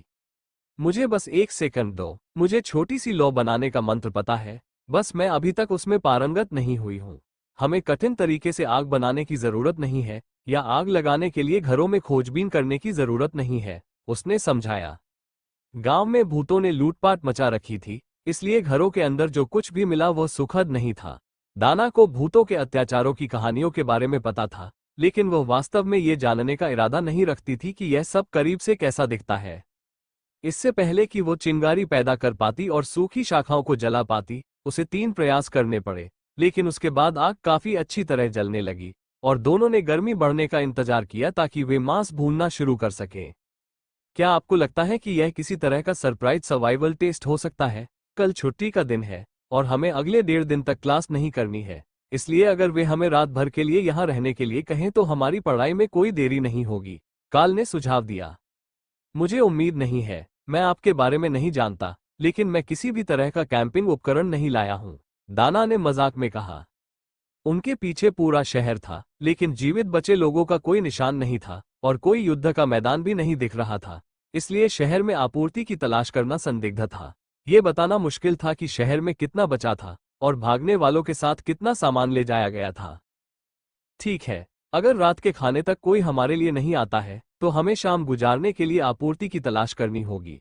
मुझे नहीं पता कि हम शहर में रहना चाहते हैं या नहीं, क्योंकि बर्बाद शहर भोजन की तलाश में और अधिक राक्षसों को आकर्षित करेगा। यह एक अच्छा विचार है। हमें इस तरह से बैठना चाहिए जैसे कि हम किसी मिशन के बाद पारंपरिक पिकअप का इंतजार कर रहे हों। यह सबसे अच्छा विकल्प लगता है, क्योंकि इस क्लास का उद्देश्य हमें स्नातक होने के बाद बचाव और मिशन के लिए तैयार करना है, डाना ने सुझाव दिया। वे तीनों आग के चारों ओर बैठ गए, मांस पकने तक इंतजार करते रहे और जानबूझकर इस तथ्य को अनदेखा कर दिया कि उनके ठीक पीछे एक बर्बाद और परित्यक्त गांव था। उन्हें इस तथ्य का सामना करना होगा कि हाल के दिनों में यहाँ कई लोगों की जान जा चुकी है, लेकिन अभी के लिए वे अपने दोपहर के भोजन और इस संभावना पर ध्यान केंद्रित करेंगे कि वे आसपास के सभी राक्षसों को न मार दें। लेकिन 2 घंटे बाद, जब वे खाना खा चुके थे और हॉक ने शहर में 2 बार तलाशी ली थी, हर खुले घर में जाकर यह सुनिश्चित किया कि कोई जीवित व्यक्ति या अन्य छिपे हुए राक्षस तो नहीं है, लेकिन वहां कुछ भी नहीं था। वास्तव में वहां बहुत कम शव थे। हालांकि हॉक के अनुसार कुछ घरों में काफी खून था। क्या हमें वापस वहीं जाना चाहिए जहां से हमने शुरुआत की थी, शहर के बीचों बीच? शायद वहां कोई संकेत हो जो हमें बता सके कि हमें क्या करना है। मुझे लगता है कि अब तक हमें कोई संदेश मिल जाना चाहिए था और शायद हमें खाली शहर में नहीं भेजा जाना चाहिए था।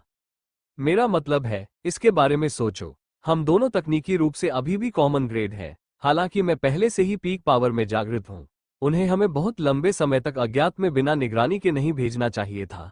अगर हम आयरन टस्क बोअर्स से निपटने के लिए यहाँ होते तो यह अधिक समझदारी भरा होता। शायद यहाँ हमसे मिलने के लिए कोई आया हुआ था, लेकिन गोबलिन हमले के कारण वे हमारे पहुंचने से पहले ही चले गए थे। तो आपको लगता है कि किसी को उन्हें यह बताना चाहिए था कि हमारा काम खत्म हो गया है? ये कुछ हद तक समझ में आता है, क्योंकि यह अकादमी द्वारा स्वीकृत है। शायद हम कुछ ऐसा खोज सकें जिससे हम उनसे संपर्क कर सकें। मेरा मतलब है, एक सेलफोन भी काम कर सकता है और कुछ इमारतों में एक काम करने वाली लैंडलाइन होनी चाहिए, दाना ने सुझाव दिया। काल अपने पैरों पर खड़ा हुआ और हॉक को शहर में नजर रखने के लिए वापस भेज दिया, ताकि वे वापस शहर के चौराहे पर जा सके। यह एक भयानक एहसास था, क्योंकि अब चारों ओर कुछ भी नहीं था और न ही कोई हलचल थी। कोई पक्षी, कृंतक, कुछ भी नहीं। शहर पूरी तरह से शांत था।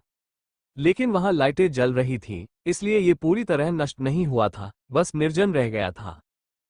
ठीक उसी तरह जैसे जब वे पहुंचे थे, शहर का केंद्र खाली था। लेकिन अब काल राक्षसों की तलाश नहीं कर रहा था, बल्कि उन संकेतों की तलाश कर रहा था जिनसे पता चल सके कि कोई उनके आने की सूचना दे रहा है, और हो सकता है कि वो उनके लिए कोई संदेश छोड़ गया हो। काल ने शहर के केंद्र के बारे में जो पहली चीज देखी वह ये थी कि यह कितना साफ था। यहाँ युद्ध का कोई निशान नहीं था। इस बात का कोई संकेत नहीं था कि इस जगह की रक्षा के लिए आखिरी लड़ाई लड़ी गई थी। इसलिए तार्किक रूप से अधिकांश निवासियों ने बस शहर छोड़ दिया होगा या शहर के किसी दूसरे हिस्से में अंत तक लड़ाई लड़ी होगी। काल ने अनिच्छा से पास की बड़ी पत्थर की इमारत की जांच की, जिसके दरवाजे खुले छोड़े गए थे, और पाया कि अंदर तो कुछ गड़बड़ थी, लेकिन यहाँ किसी लड़ाई का कोई संकेत नहीं था। तो या तो वे पहले ही चले गए थे, या हमला रात में हुआ था जब कोई काम पर नहीं था। अगर लड़ाई रात में हुई और हर गांव में सुरक्षा की परिधि को पार कर गई, तो ये समझ में आता है कि सड़कों पर देखने के लिए बहुत कम था। गॉब्लिन्स ने घरों पर हमला किया होगा, और जब तक अलार्म बजाया गया तब तक शहर के अधिकांश लोग अपनी नींद में ही मारे जा चुके होंगे। सरकारी भवन में अभी भी कंप्यूटरों के लिए बिजली थी, इसलिए काल ने डाना का ध्यान आकर्षित करने के लिए सीटी बजाई और उसे अंदर आने का इशारा किया। क्या आप जानते हैं कि यह कैसे काम करता है? मैंने पहले कभी यह ऑपरेटिंग सिस्टम नहीं देखा है, उसने पूछा। ओह, कोई समस्या नहीं है, हमने स्कूल में भी इसी का इस्तेमाल किया था। यह अभी भी लॉग इन है। मुझे आश्चर्य है कि जब आप बहुत देर तक बाहर रहते हैं तो उनके कंप्यूटर में टाइम आउट सुविधा क्यों नहीं होती, उसने पूछा। उसने कुछ बटन दबाए और फिर होम बटन पर क्लिक किया और मुस्कुरा दी। ऐसा लगता है कि उन्होंने हमें कोई संदेश छोड़ा है। होम स्क्रीन के बीच में एक टेक्स्ट फाइल है। प्रिय खोजकर्ता और बचाव दल, इस गांव के निवासी इस नोटिस के पोस्ट होने के 30 दिनों के भीतर वापस लौटने का इरादा रखते हैं, जिससे शहर की संपत्ति बचाव के लिए अयोग्य हो जाती है। लगातार आक्रमणों के खतरे के साथ एक आश्चर्यजनक गॉब्लिन हमले ने हमें सुरक्षित बिंदु अल्फा पर जाने के लिए मजबूर किया, जैसा कि इस स्थान के लिए सरकारी मानचित्रों पर निर्दिष्ट है, और एक बार जब क्षेत्र सुरक्षित माना जाता है और अभिजात वर्ग अपना काम पूरा कर लेते हैं, तो हम वापस लौट आएंगे। मेयर डिंगवाल, यह आज सुबह की बात है। जब ये पोस्ट किया गया था, तब हम संभवतः सुबह की ब्रीफिंग के लिए एकत्र हो चुके थे, लेकिन मुझे लगता है कि हमने जो खून देखा, वो उससे भी पुराना था, काल ने कहा। दाना ने संदेश के समय और उसके निहितार्थ के बारे में सोचा और फिर बाहर की ओर देखा। उन्होंने कहा कि हमले जारी रहने की संभावना है। हमें केवल कुछ मुट्ठी भर लोग ही मिले, साथ ही घरों के अंदर जो कुछ भी गोबलिन हॉक ने मारा था। ये वास्तव में कोई निरंतर खतरा नहीं है ना? मुझे लगता है कि आज रात वे फिर से जीवित बचे लोगों और लूट की तलाश में वापस आ सकते हैं। मुझे लगता है कि तुम सही हो। वे वापस आने वाले हैं, न केवल वो छोटा स्काउटिंग दस्ता जिसे वे यहाँ छोड़ गए हैं, बल्कि आपूर्ति की तलाश में एक पूरी गोबलिन जनजाति। राक्षस जीव विज्ञान पर मैंने जो किताब पढ़ी है, उसमें कहा गया है कि अगर वे इससे बच सकते हैं तो उन्हें दिन के समय बाहर रहना पसंद नहीं है, इसलिए ये संभवतः अंधेरा होने के बाद होगा। इससे हमें उनके आने से पहले लगभग 7 घंटे का समय मिल जाता है, यह मानते हुए कि वे शाम ढलने के साथ हमला करेंगे। लेकिन हम उनके लिए सुरक्षा और तैयारी के लिए क्या कर सकते हैं? यह इमारत ठोस पत्थर की है, जिसकी छत पत्थर की है, इसलिए ये बहुत बुरी नहीं है। हम सभी शटर बंद करके यहाँ प्रतीक्षा कर सकते हैं, या हम इस जगह को घेर सकते हैं और शहर में गोबलिन का शिकार करने के बाद वापस आ सकते हैं। वे भोजन की तलाश में भटकते समय यह उम्मीद नहीं कर सकते कि कोई उनका शिकार करेगा, काल ने सुझाव दिया। इसमें दिक्कत यह है कि मैं अंधेरे में नहीं देख सकता। शायद आप देख सकते हैं, लेकिन मैं निश्चित रूप से नहीं देख सकता। मैं अंधे होकर काम करूंगा, और मैं कोई नजदीकी लड़ाकू नहीं हूं, इसलिए मैं अपने कौशल के साथ अकेले पीछे नहीं रह सकता, दाना ने उसे याद दिलाया। तुम एक विशाल कोहरे का घेरा क्यों नहीं बनाते जो पूरे शहर को छिपा दे? इससे एक एक करके गोबलिन का शिकार करना आसान हो जाएगा। इसलिए मैं हॉक को खुले में किसी भी गोबलिन पर घात लगाने के लिए भेज सकता हूं, और फिर हम उन सभी से लड़ सकते हैं जो यहां तक पहुंचने में कामयाब हो जाते हैं। यदि वे अपने साथियों को नहीं देख पाते तो उन्हें तुरंत पता नहीं चलता कि उन पर हमला हो रहा है, तथा चिल्लाने से वे सीधे हमारे पास नहीं आ पाते। इसलिए हम छोटे छोटे समूहों में उनसे लड़ सकते हैं, जब तक कि शहर में कोई बेहतर इमारत न हो। लेकिन ऐसा लगता है कि बाकी सभी इमारतें लकड़ी की बनी है, और मुझे विश्वास नहीं होता कि अगर गोबलिन हताश होंगे तो वे हमें बाहर निकालने के लिए उन्हें जला नहीं देंगे। ठीक है, ये योजना काम करती है। मैं अब कोहरा बनाना शुरू कर दूंगी, क्योंकि यह तब तक बना रहता है जब तक मैं इसे खत्म नहीं करना चाहती। एक बार जब ये पूरे गांव को छिपा लेगा, तो हम थोड़ा और सुरक्षित हो जाएंगे। हॉक कोहरे के पार कितनी अच्छी तरह देख सकता है? दाना ने पूछा। इसे जमीन के करीब रखें और यह ठीक है। अगर आप कोहरे में 10 मीटर तक देख सकते हैं, तो इसका मतलब है कि अगर यह हवा में 10 मीटर पर समाप्त हो जाता है, तो हॉक इसे आसानी से देख सकता है। जमीन से 5 मीटर ऊपर भी गोबलिन को अंधा करने के लिए पर्याप्त होना चाहिए, और फिर भी उन्हें हवा से दिखाई देना चाहिए। ऊपर से हमला करने का यह एक विनाशकारी लाभ था, और गोबलिन अपने छापा मारने वाले दल पर राक्षस के हमले की उम्मीद नहीं कर सकते थे। बहुत से राक्षस गोबलिन पर हमला नहीं करेंगे, क्योंकि वे खाने योग्य नहीं थे। वे केवल तभी हमला करेंगे जब उनके क्षेत्र पर आक्रमण किया जाएगा, या गोबलिन लालच में आकर उन्हें निशाना बनाने की गलती करेंगे। हमें आग भी तैयार रखनी चाहिए, लालटेन, कुछ ऐसा जिससे हम कमरे को रोशन कर सकें ताकि लड़ाई शुरू होने पर हम प्रवेश द्वार के आसपास ठीक से देख सकें। अगर वे हमला कर रहे हैं तो बिजली कभी भी जा सकती है। गोबलिन बहुत चालाक होते हैं, इसलिए कुछ मशालें एक अच्छा विचार होगा, दाना ने कहा। सड़क के नीचे एक ऑटो रिपेयर की दुकान है। मैं तेल और चिथड़े का एक गुच्छा लूंगा, फिर उन्हें शाखाओं के चारों ओर बांध दूंगा। यह क्षेत्र को रोशन करने के लिए मशालों के रूप में काम करेगा, लेकिन मैं एक तेल लालटेन भी ढूंढूंगा। मुझे यकीन नहीं है कि उनके यहाँ एक होगा, लेकिन खदानों में वे काफी आम थे। मैकेनिक की दुकान ब्लॉक के ठीक नीचे थी, और काल जितना संभव हो सके चुपचाप वहां गया, ताकि अंदर अभी भी भूत न हो। हॉक ने कहा कि उसे कोई भूत नहीं मिला, लेकिन उसे यह भी आदेश दिया गया था कि वह या तो हवा में ऊंचे रहे या नजरों से दूर रहे, ताकि असली लड़ाई शुरू होने से पहले उस पर हमला न हो जाए। यह इमारत एक पुरानी सिंडर ब्लॉक बिल्डिंग थी, जिसके तीनों दरवाजों के चारों ओर सालों की कालिक जमी हुई थी, और एक तरफ एक छोटा सा ऑफिस था। उसे जो चाहिए था वह शायद दुकान में ही मिल जाता, लेकिन वह एक उचित लाइटर और कुछ ऐसा खाना भी ढूंढना चाहता था जो सिर्फ भुना हुआ मांस ना हो। अंदर एक वेंडिंग मशीन होनी चाहिए, और अगर कोई वापस आकर इसे टूटा हुआ देखता, तो वे बस यही मान लेते कि यह गोबलिन्स का काम है, क्योंकि उन्होंने शहर में हर जगह कचरा फैलाया है। लेकिन अजीब बात यह है कि कांच के दरवाजे बरकरार थे, खिड़कियां टूटी नहीं थीं और दुकान भी बिना किसी नुकसान के दिख रही थी। यदि वो पूरी तरह से बंद था तो यह एक समस्या हो सकती थी, लेकिन जब काल ने वास्तविक दुकान के साइड दरवाजे को खोलने की कोशिश की तो वह आसानी से खुल गया और उसमें 3 खंडों का एक मंद प्रकाश वाला सेट दिखाई दिया, जिनमें से प्रत्येक में एक कार खड़ी थी। काल पहले वाले के पास गया और कप होल्डर में एक सिगरेट लाइटर पाया, जिसे उसने अपनी जेब में रख लिया। फिर उसने 2 पहियों वाली डोली पर एक ग्रीस बैरल देखा। यह एकदम सही था, ये धीरे धीरे जलता था। अगर बिजली चली जाती तो ये टार्च के लिए इस्तेमाल होने वाले चिथड़ों से चिपक जाता था, और यहाँ पहियों पर इसका एक पूरा ड्रम था। काल ने चिथड़ों से भरा एक बड़ा बैग ग्रीस बैरल पर लादा, फिर दरवाजे से होकर दुकान के सामने गया, जहां एक कार्यशाला की विशिष्ट गंध फीकी पड़ गई और जड़ी बूटियों की तीखी गंध छा गई। शायद यही कारण था कि इस जगह पर कचरा नहीं डाला गया। यह एक कोशिश के लायक था और काल ने जल्दी से गंध का स्रोत ढूंढ लिया। ईंधन में भिगोए गए जड़ी बूटियों के बैग, जो एक बहुत ही अप्रिय गंध दे रहे थे। सामने के कार्यालय में स्पेयर पार्ट्स रखे हुए थे जिन्हें असेंबल किया जाना था, इसलिए काल ने 2 और ईंधन का एक छोटा डिब्बा लिया ताकि उन्हें चालू किया जा सके। फिर वो वेंडिंग मशीन के पास गया, जो कि खुली हुई थी। ऐसा लग रहा था कि वह इस संभावना के लिए तैयार थी कि उनके लौटने से पहले कोई यहां आ जाएगा। इसलिए उसने कुछ स्नैक्स के बैग लिए और उन्हें अपने कोट में ठूंस लिया, ताकि अगर वे पूरी रात यहां रहें तो वे सुरक्षित रहें। अरे, क्या यहाँ कोई है? हम अकादमी के कुलीन लोग हैं जो राक्षस समस्या से निपटने के लिए यहाँ आए हैं, काल ने पुकारा। शायद इस अच्छी तरह से संरक्षित दुकान में कोई छिपा हो। कोई जवाब नहीं मिला और कमरे में सन्नाटा छा गया, इसलिए काल अपने काम पर लौट आया।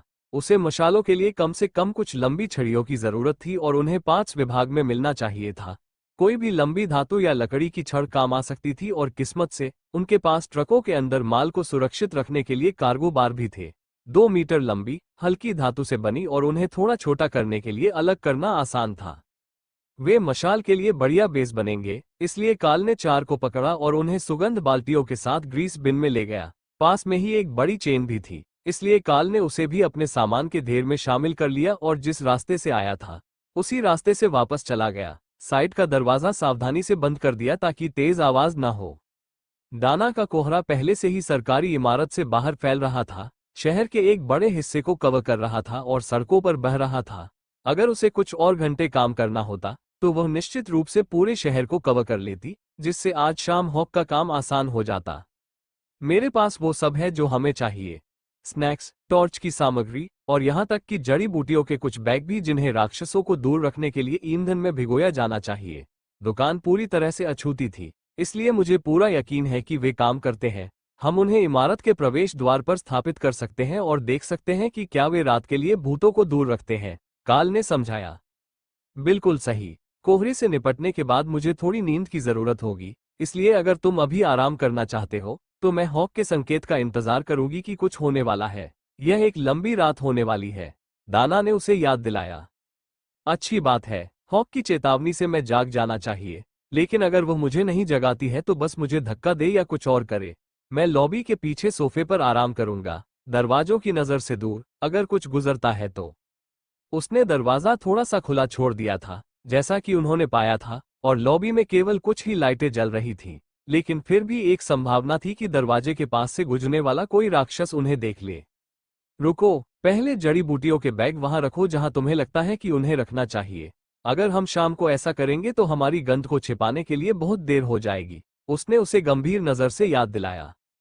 काल अभी भी अच्छे की उम्मीद कर रहा था कि आज रात कुछ भी वापस नहीं आएगा, लेकिन दाना सबसे बुरे के लिए तैयार थी, और वह ये कि आज रात शहर को साफ करने के लिए एक पूरी भूत जनजाति आ रही थी और उन्हें इस एक पत्थर की इमारत में छिपा हुआ पाया।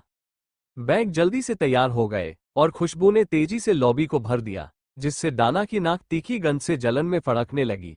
लेकिन अगर यह राक्षसों को उनके आराम करने की जगह से दूर रखता है तो यह एक अच्छी बात थी, और वे वास्तव में तब तक आराम करने में सक्षम हो सकते हैं जब तक कि हॉक उन्हें संकेत न दे कि कुछ आ रहा है। वो अभी बीस्ट स्पेस में आराम कर रहा था, अपनी रात की गतिविधियों की तैयारी कर रहा था, लेकिन वो तब बाहर आता जब दाना कोहरे से निपट लेती या शाम हो जाती। कुछ खाद्य पदार्थों का शिकार केवल रात में ही किया जा सकता था, और एक प्रजाति के रूप में विंडस्पीड हॉक्स को इस बात का बहुत अच्छा अंदाजा था कि बदलाव कब होंगे, क्योंकि यही वो समय था जब रात में सक्रिय रहने वाले जानवर सक्रिय होते थे। लेकिन वे हमेशा की तरह सुस्त और सतर्क नहीं होते थे। लेकिन वो इतनी देर तक सो नहीं पाया। शाम को 6 बजे के करीब, सूर्यास्त से 1 घंटा पहले, डाना ने उन दोनों को जगाया ताकि उन्हें पता चल सके कि कोहरा खत्म हो गया है और यह शहर के किनारे तक फैल गया है। अब वो हमला शुरू होने तक आराम करने जा रही थी, जबकि काल और हॉक नियंत्रण संभाल सकते थे। तुम्हें पता है कि क्या करना है। आसमान में ऊपर जाओ और सुनिश्चित करो कि कोई भी चीज चुपके से हम पर हमला न कर सके। अगर तुम्हें वहां कुछ भी हिलता हुआ दिखाई दे तो मुझे बताओ। बाज दोपहर के समय आकाश में उड़ गया और शहर के चारों ओर चक्कर लगाता हुआ ये देखने लगा कि कहीं कोई चीज उसके पास तो नहीं आ रही है। साथ ही वो उन सभी चीजों पर भी नजर रख रहा था जो कोहरे का फायदा उठाकर आगे बढ़ सकती है। उसे पूरा यकीन था कि उसने दिन में कुछ भी नहीं छोड़ा था, लेकिन उससे छिपने के हमेशा तरीके होते थे। इसलिए शायद बिल में छिपे चूहे की तरह शहर में भी राक्षस छिपे हुए थे जो बाहर आने का इंतजार कर रहे थे। वो सर्पिलाकार तरीके से शहर का चक्कर लगाते हुए 10 किलोमीटर आगे निकल गया था। तभी उसे वो चीज मिल गई जिसका वे इंतजार कर रहे थे। मुझे मिल गया। अब गॉब्लिन का एक पूरा झुंड शहर की ओर जा रहा है। वे अभी अपनी आग बुझा रहे हैं और आगे बढ़ना शुरू कर रहे हैं। क्या तुम चाहते हो कि मैं उनका पीछा करूं? उसने पूछा। काल ने भौहें सिकोड़ी। यह उस सबसे बुरी स्थिति के करीब था जिसकी उन्होंने शाम की तैयारी करते समय कल्पना की थी। उन पर नजर रखो, लेकिन सुनिश्चित करो कि वो हमारी ओर आने वाली एकमात्र चीज हो। हम संभवतः गॉब्लिन के एक समूह से निपट सकते हैं, लेकिन अगर आम राक्षस से ज्यादा शक्तिशाली कोई चीज होगी तो हम मुश्किल में पड़ सकते हैं, उसने जवाब दिया। काल को इस बात का अंदाजा था कि हॉक अपने संबंध में कहाँ है, इसलिए वह जानता था कि गॉब्लिन अभी शहर के बहुत करीब नहीं पहुंचे हैं और उनके आने से पहले उसके पास कुछ समय था, लेकिन इतना भी नहीं कि वो कोई वास्तविक किलेबंदी करने पर भरोसा कर सके। उसे जो करना चाहिए था वो था अकादमी को फोन करना और यह सुनिश्चित करना कि यह योजना का हिस्सा था। चूंकि उन्हें नहीं पता था कि शिक्षकों को पता था कि जब उन्हें भेजा गया था तब शहर खाली था, इसलिए यह सुनिश्चित करना सबसे अच्छा होगा। उसे बस इतना करना था कि अकादमी का फोन नंबर कहीं से ढूंढना था, यह मानते हुए कि यह सूचीबद्ध भी था। एलिट से संपर्क करना कोई आम आदमी के लिए आसान काम नहीं था, इसलिए लॉबी में कंप्यूटर होने के बावजूद भी उनका नंबर आसानी से उपलब्ध नहीं हो सकता था। गोबलिन के शहर में पहुंचने से पहले उनके पास लगभग 1 घंटे का समय होना चाहिए था, इसलिए वो लड़ाई शुरू होने से पहले डेना को जगाकर फ्रेश होने और कुछ खाने के लिए ले जाएगा। गॉब्लिन अलग हो रहे हैं। वे पूरे शहर में जाएंगे, लेकिन एक बड़े समूह में नहीं। हॉक ने स्थिति को समझाने की पूरी कोशिश की, क्योंकि गॉब्लिन शहर की निचली दीवार के करीब पहुंच गए थे। ठीक है, जब वे कोहरे में होंगे और अलग हो जाएंगे, तब तुम काम शुरू कर सकते हो। बस चोटिल मत होना। मैं अभी दाना को जगा दूंगा, काल ने जवाब दिया। उसने जादूगर को धीरे से हिलाकर जगाया और लॉबी के पीछे स्थित विश्राम कक्ष की ओर इशारा किया। वहां पीछे शौचालय है, अगर तुम लड़ाई शुरू होने से पहले साफ हो जाना और कुछ पीना चाहो तो वहां जा सकते हो, उसने फुसफुसाते हुए कहा। हमारे पास कितना समय है? काल ने हॉक के चल रहे अपडेट को सुना और गणना करने की पूरी कोशिश की। मैं कहूंगा कि उन्हें शहर में पहुंचने में लगभग 5 मिनट लगेंगे और शहर के इस तरफ पहुंचने में 15 या 20 मिनट लगेंगे। वे अब बाहरी कोहरे तक पहुंचने वाले हैं और खोज करते समय उनकी चाल धीमी हो गई है। दाना पीछे के कमरे में गायब हो गई और कुछ मिनट बाद दोनों हाथों में लंच बॉक्स लेकर वापस आए। वे अभी भी अच्छे हैं, या कम से कम उनमें ऐसी ही खुशबू है। वे ब्रेक रूम के फ्रिज में थे, लेकिन मुझे यकीन है कि जिसने भी यह लंच खाया था वह हमें माफ कर देगा। क्या आप अकादमी का फोन नंबर जानते हैं या उसे कैसे ढूंढना है? हमें शायद उन्हें फोन करके ये सुनिश्चित करना चाहिए कि यह योजना का हिस्सा है। काल ने सुझाव दिया कि जब उसने बचे हुए स्पैगेटी और 2 सैंडविच का कंटेनर खत्म किया, जिसने भी यह लाया था, उसकी भूख बहुत ज्यादा थी। मैं इसे खोजने की कोशिश कर सकती हूँ, लेकिन मुझे यकीन नहीं है कि यह एक सार्वजनिक नंबर है। अगर कोई चीज नजदीक हो तो मुझे बताएं, दाना ने सहमति जताई। वो अकादमी की संपर्क जानकारी खोजने के लिए कंप्यूटर पर बैठी थी और काल दूसरी डेस्क पर मॉनिटर पर इमारत के बाहर देखने के लिए चला गया। वहां केवल कुछ सुरक्षा कैमरे थे, लेकिन वे इमारत के चारों ओर चक्कर लगा रहे थे और प्रवेश द्वार पर एक अतिरिक्त कैमरा था। रुको, हम दूसरे दरवाजों की जांच करना भूल गए। मुझे 1 मिनट दो और मैं सुनिश्चित करूंगा कि कोई भी साइड दरवाजा खुला ना हो, काल ने फुसफुसाते हुए कहा, क्योंकि उसे एहसास हुआ कि वे अपने बेस को सुरक्षित करने में एक महत्वपूर्ण कदम चूक गए थे। वहां सिर्फ एक और बाहरी दरवाजा था, लॉबी के पीछे एक अग्नि निकास द्वार, लेकिन जब काल वहां पहुंचा तो उसे एहसास हुआ कि वह नहीं था और उसे बंद नहीं किया जा सकता था, लेकिन उसके पास कुछ सामान था। इसलिए दरवाजे पर बैरिकेड लगाने का मौका था। वो वापस सामने गया और कार्गो सुरक्षा बार और चेन की लंबाई ली जो उसने ऑटो रिपेयर शॉप से ली थी। बार को दालान में लगाया जा सकता था और चेन को उसके चारों ओर और दरवाजे पर लगे हैंडल के माध्यम से लूप किया जा सकता था। चेन के दोनों छोर पर लगे हुक उसे अपनी जगह पर रखते थे और हैंडल काफी मजबूत लग रहा था, जो मोटे धातु के फायर डोर के माध्यम से बोल्ट किया गया था। काल को ये तो नहीं पता था कि गॉब्लिन कितना शक्तिशाली होता है, लेकिन इसकी कोई संभावना नहीं थी कि वो उस दरवाजे को खोल पाएगा, भले ही उसकी मदद के लिए कोई साथ में हो। बार को हॉलवे की दीवारों पर सही स्थान पर लगाने के लिए उन्हें कुछ प्रयास करने पड़े, लेकिन एक बार जब उन्होंने चेन को कस दिया तो दरवाजा पूरी तरह सुरक्षित हो गया और उन्हें अब पीछे से किसी चीज के घुसने के बारे में ज्यादा चिंता करने की जरूरत नहीं रही। वे कोहरे में है, मैं अब गोबलिन्स को खत्म करना शुरू करूंगा, हॉक ने बताया। वे शहर में है, हॉक अब काम करना शुरू कर रहा है, लेकिन शहर के इस तरफ पहुंचने में उन्हें अभी थोड़ा समय लगेगा। वे शायद जाते समय घरों को लूटने की कोशिश करेंगे, इसलिए उन्हें हम तक पहुंचने में काफी समय लग सकता है, काल ने फुसफुसाते हुए कहा। वे सब नहीं रुक रहे हैं, उनमें से एक झुंड कोहरे के माध्यम से शहर में आगे भाग रहा है। वे जल्द ही आपके पास आ सकते हैं। क्या मैं जासूसी करूं या शिकार करूं? हॉक ने पूछा। वे कोई व्यवस्थित खोज नहीं कर रहे हैं, वे पूरे शहर में फैल रहे हैं और हमारी ओर आ रहे हैं। तैयार हो जाए। जब कोई चीज हमारे करीब आए तो हमें चेतावनी देने की कोशिश करें, लेकिन जितना हो सके उतना शिकार करें।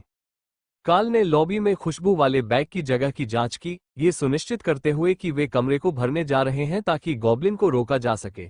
फिर लंचरूम के पास पीछे की तरफ एक और बैग रख दिया, ताकि अगर उन्हें पीछे हटना पड़े तो वे बच सके। गॉब्लिन के लिए उनकी गंध को पहचानना मुश्किल बनाने से उन पर घात लगाना आसान हो जाएगा, और जनजाति को कुछ गड़बड़ होने का एहसास होने से पहले वे जितने ज्यादा लोगों को मार सकते हैं उतना ही बेहतर होगा। वे सीधे तुम्हारे पास आ रहे हैं, शायद वे तुम्हें सूंघ सके। हॉक ने कुछ मिनट बाद पूछा जब उसने देखा कि गोबलिन सीधे शहर के बीचों बीच जा रहे थे, सरकारी इमारत के बगल में जहां काल और डाना छिपे हुए थे। धन्यवाद, हम इस पर काम कर रहे हैं। डाना, उस डेस्क पर चढ़ जाओ और अपने ऊपर की खिड़की खोलो। तुम वहां से जादुई मिसाइलें दाग सकती हो, है ना? इससे तुम्हें शहर के चौराहे पर आने वाले गोबलिन्स पर बेहतर नजरिया मिलेगा। मैं बाहर निकलकर अपने पीछे का दरवाजा बंद करने जा रहा हूं, ताकि मैं उन पर ठीक से हमला कर सकूं, काल ने फुसफुसाते हुए कहा। दाना को ये योजना मंजूर नहीं थी, लेकिन अगर वे गोबलिन से लड़ने जा रहे थे तो बेहतर था कि कोई उनका ध्यान उससे हटा दे। अगर काल इमारत के अंदर होता तो वह ऐसा नहीं कर सकता था, लेकिन अगर वह बाहर होता और हमला करते समय उसकी गंध गोबलिन को नहीं मिल पाती तो यह उनके लिए काफी कारगर हो सकता था और वे कम जोखिम के साथ उनमें से ज्यादातर को खत्म कर सकते थे। असली खतरा यह होगा कि वे कई बार जादू करने के कारण थक जाएंगे। वे अपनी शक्तियों को नियंत्रित कर रहे होंगे, इसलिए जब आप अपनी सीमा के करीब पहुंचेंगे तो घातीय मान लागत उतनी बाधा नहीं होगी, लेकिन फिर भी इस बात की सीमाएं थी कि वे कितना कर सकते हैं। यहां तक कि हॉक भी बिना रुके पूरी रात शिकार नहीं कर सकता था, यह उसके स्वभाव में बिल्कुल भी नहीं था। दाना को जिस चीज पर ध्यान देने की जरूरत थी वह थी जादुई तीरों को वास्तविक तीरों की तरह बनाना। आमतौर पर वे जादुई भाले चमकते थे, लेकिन वह नहीं चाहती थी कि वे आज रात चमके और उसकी स्थिति का पता चले। पहले गॉब्लिन एक जोड़ी के रूप में आए, सड़कों पर कुछ ऐसा खोजते हुए जो उन्हें कभी नहीं मिलेगा, क्योंकि काल के रैंड ने उन दोनों को एक ही समय में अलग कर दिया। उनके शरीर सड़क के किनारे एक झाड़ी में गिर गए, उस इमारत के बगल में जिसके बारे में उन्हें लगा कि वे अपनी उपस्थिति छिपा लेंगे, और काल वापस इंतजार करने लगा। गोबलिन के खून की गंध निश्चित रूप से दूसरों को उसके पास खींच लाएगी, जो कि काल को इस समय चाहिए था। वे सभी शहर भर में फैले हुए थे, इसलिए वे एक समूह में नहीं आएंगे, लेकिन अगर वे एक समय में कुछ आते हैं तो वे उसके और दाना के लिए कोई मुकाबला नहीं करेंगे। अपनी शारीरिक बनावट को देखते हुए, भले ही वो उनसे लड़ने के लिए ही क्यों ना आए, काल को पूरा यकीन था कि वो कौशल का उपयोग किए बिना एक या दो गोबलिनों से लड़ सकता है, लेकिन इसमें एक गंभीर जोखिम था कि वह घायल हो जाएगा, और उनमें से किसी को भी उपचार कौशल का पता नहीं था। काल ने एक शाखा की सरसराहट सुनी जब इस कोहरे में हवा नहीं थी, और मुड़ा तो पाया कि 3 और गोबलिन उस पर छिपकर हमला करने की कोशिश कर रहे थे। एक हल्की रोशनी की किरण ने एक को पीठ पर मारा, जिससे उसकी छाती में छेद हो गया, इससे पहले कि काल ने रैंड से बाकी 2 को चीर दिया। 1/4 शक्ति पर भी, जिससे उसके शरीर या ऊर्जा पर कोई दबाव नहीं पड़ा। प्रकाश की 4 धारियां आसानी से गोबलिन को चीर कर रख देती थीं। वे अपने आकार के हिसाब से भले ही मजबूत थे, लेकिन वे नर्म थे और उनकी खाल उसके हमलों का मुकाबला नहीं कर सकती थी। ऊपर आसमान में हॉक को भी यही बात समझ में आई। उसने पूरे शहर में अपने लक्ष्यों को खत्म करने के लिए केवल न्यूनतम शक्ति का इस्तेमाल किया और बाद के लिए जितना संभव हो सके उतना बचा लिया। काल हमेशा उसे अच्छा काम करने के लिए इनाम देता था, और अगर वो सभी गॉब्लिन के खत्म होने तक लड़ाई जारी रखने में कामयाब रहा तो यह एक बेहतरीन इनाम होना चाहिए था। काल के विपरीत, जो बस वहीं लड़ता था, हॉक ने शहर के नीचे की ओर से अपनी लड़ाई शुरू की थी।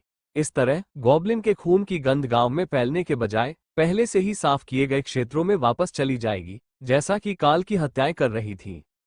ऐसा नहीं है कि गोबलिन्स को इतनी चिंता थी, उनमें से ज्यादातर अभी भी घरों से सामान के बड़े बैग लोड करने पर ध्यान केंद्रित कर रहे थे, और हॉक को बस उन्हें मारने के लिए तब तक इंतजार करना था जब तक वे वापस बाहर नहीं आ जाते।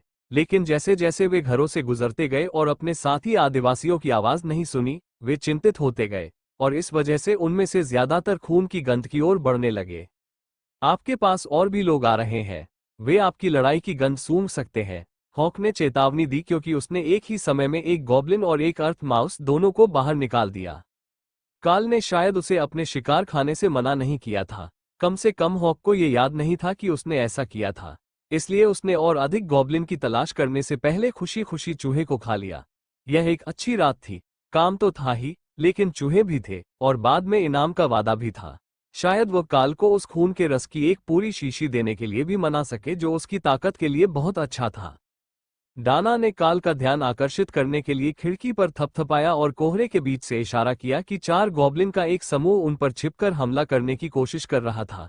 यह एक भयानक प्रयास था, क्योंकि उनकी दृष्टि अच्छी नहीं थी और कोहरे के कारण काल उनसे कहीं ज्यादा दूर तक देख सकता था।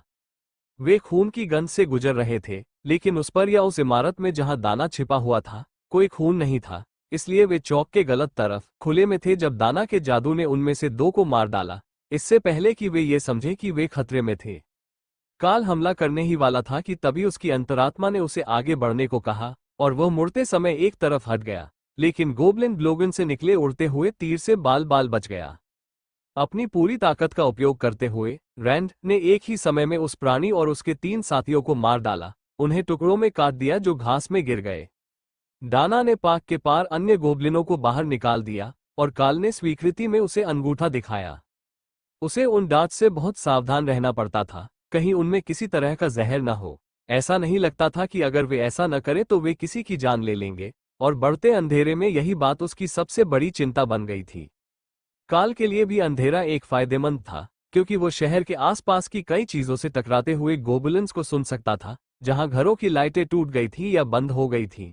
उनके पास शायद एक गुप्त डार्ट गन हो, लेकिन अगर वे उसे नहीं देख सकते थे तो इससे कोई फर्क नहीं पड़ता कि उनके पास किस तरह के हथियार हैं, वे उसे नहीं मार पाएंगे।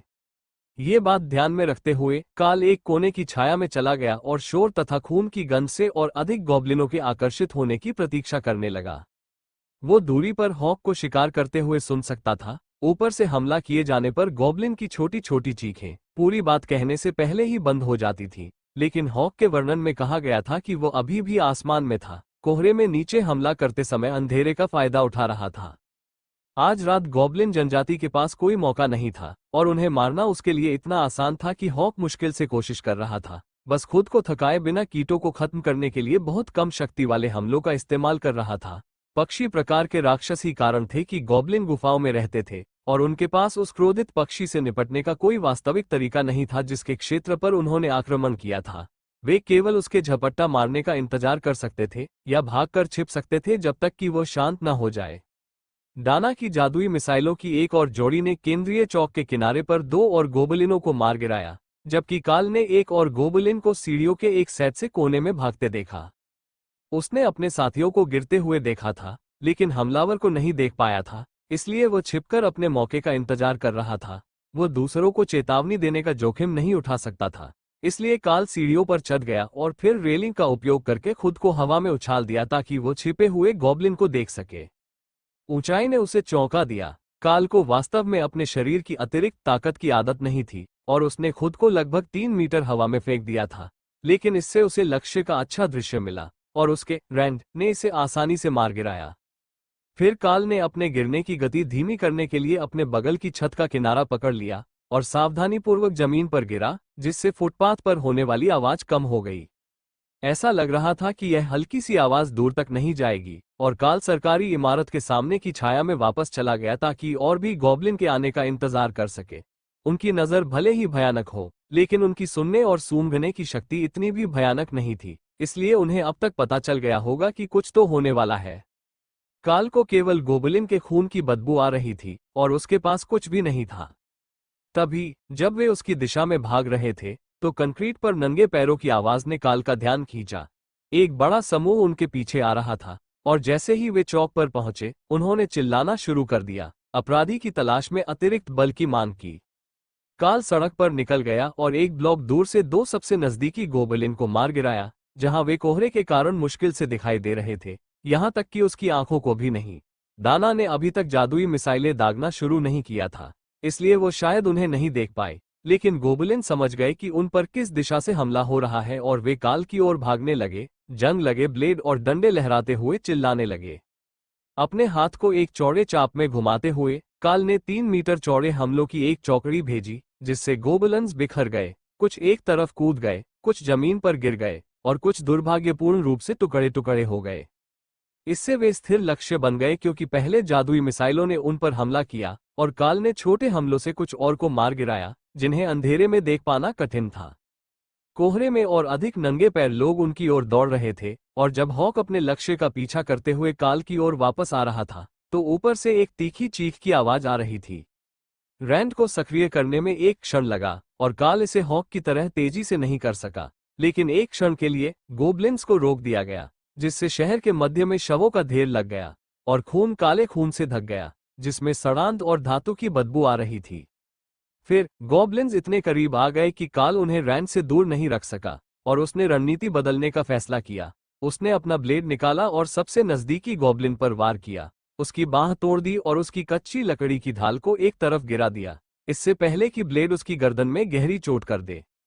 डाना ने अपने निकटतम गॉब्लिनों पर ध्यान केंद्रित किया ताकि वे काल को घेर न सकें या उसे दरकिनार कर उसकी ओर न बढ़ सकें, जबकि हॉक पीछे से आगे बढ़ रहा था। ये बताना असंभव था कि कोहरे में कितने बचे थे, क्योंकि काल ने 3 और गॉब्लिन के साथ मुकाबला किया, बिना खुद को खुला छोड़े हमला करने की कोशिश की। वे अपने आकार के हिसाब से आश्चर्यजनक रूप से मजबूत थे, लेकिन इतने मजबूत नहीं थे कि उन्हें जागृत राक्षस कहा जा सके, जैसा कि वे सीख रहे थे क्योंकि वे काल के जवाबी हमले को रोकने में विफल रहे थे। रैन के रूप में तलवार की रोशनी की एक लहर ने उसके सामने के गोबलिन्स को चीर दिया, जिससे काल को कुछ सांस लेने की जगह मिल गई, लेकिन बड़े हमले उसकी सहनशक्ति के लिए कठिन थे और वो ऐसा अधिक बार नहीं कर पाएगा। इसके बजाय वो सरकारी भवन की ओर पीछे हट गया तथा जाते समय छोटे छोटे रैंड हमले करता रहा और गोबलिन पैक लड़खड़ाने लगा। मैं ऐसा नहीं कर सकता। जैसे ही काल इमारत के दरवाजे पर पहुंचा, डाना ने ऊपर की खिड़की से उसे चेतावनी दी। ठीक है, तुम्हें इसकी जरूरत नहीं है, खिड़की बंद करो और आराम करो, मैं दरवाजे की रक्षा करूंगा जबकि हॉक बाहर काम करेगा। मुझे लगता है कि उसमें अभी और दम है, काल ने सांस रोककर कहा। एक बड़े गॉब्लिन पैक से लड़ने की थकान से वो घबरा गया था। मैं उन पर नरमी बरत रहा हूँ, छोटे मोटे हमले ही काफी है और वे जवाबी हमला करने में भी असमर्थ है। हॉक ने खुशी जताई। बस इसे जारी रखो और बाकी को हटा दो, उन्हें इस इमारत में घुसने का रास्ता मत दो।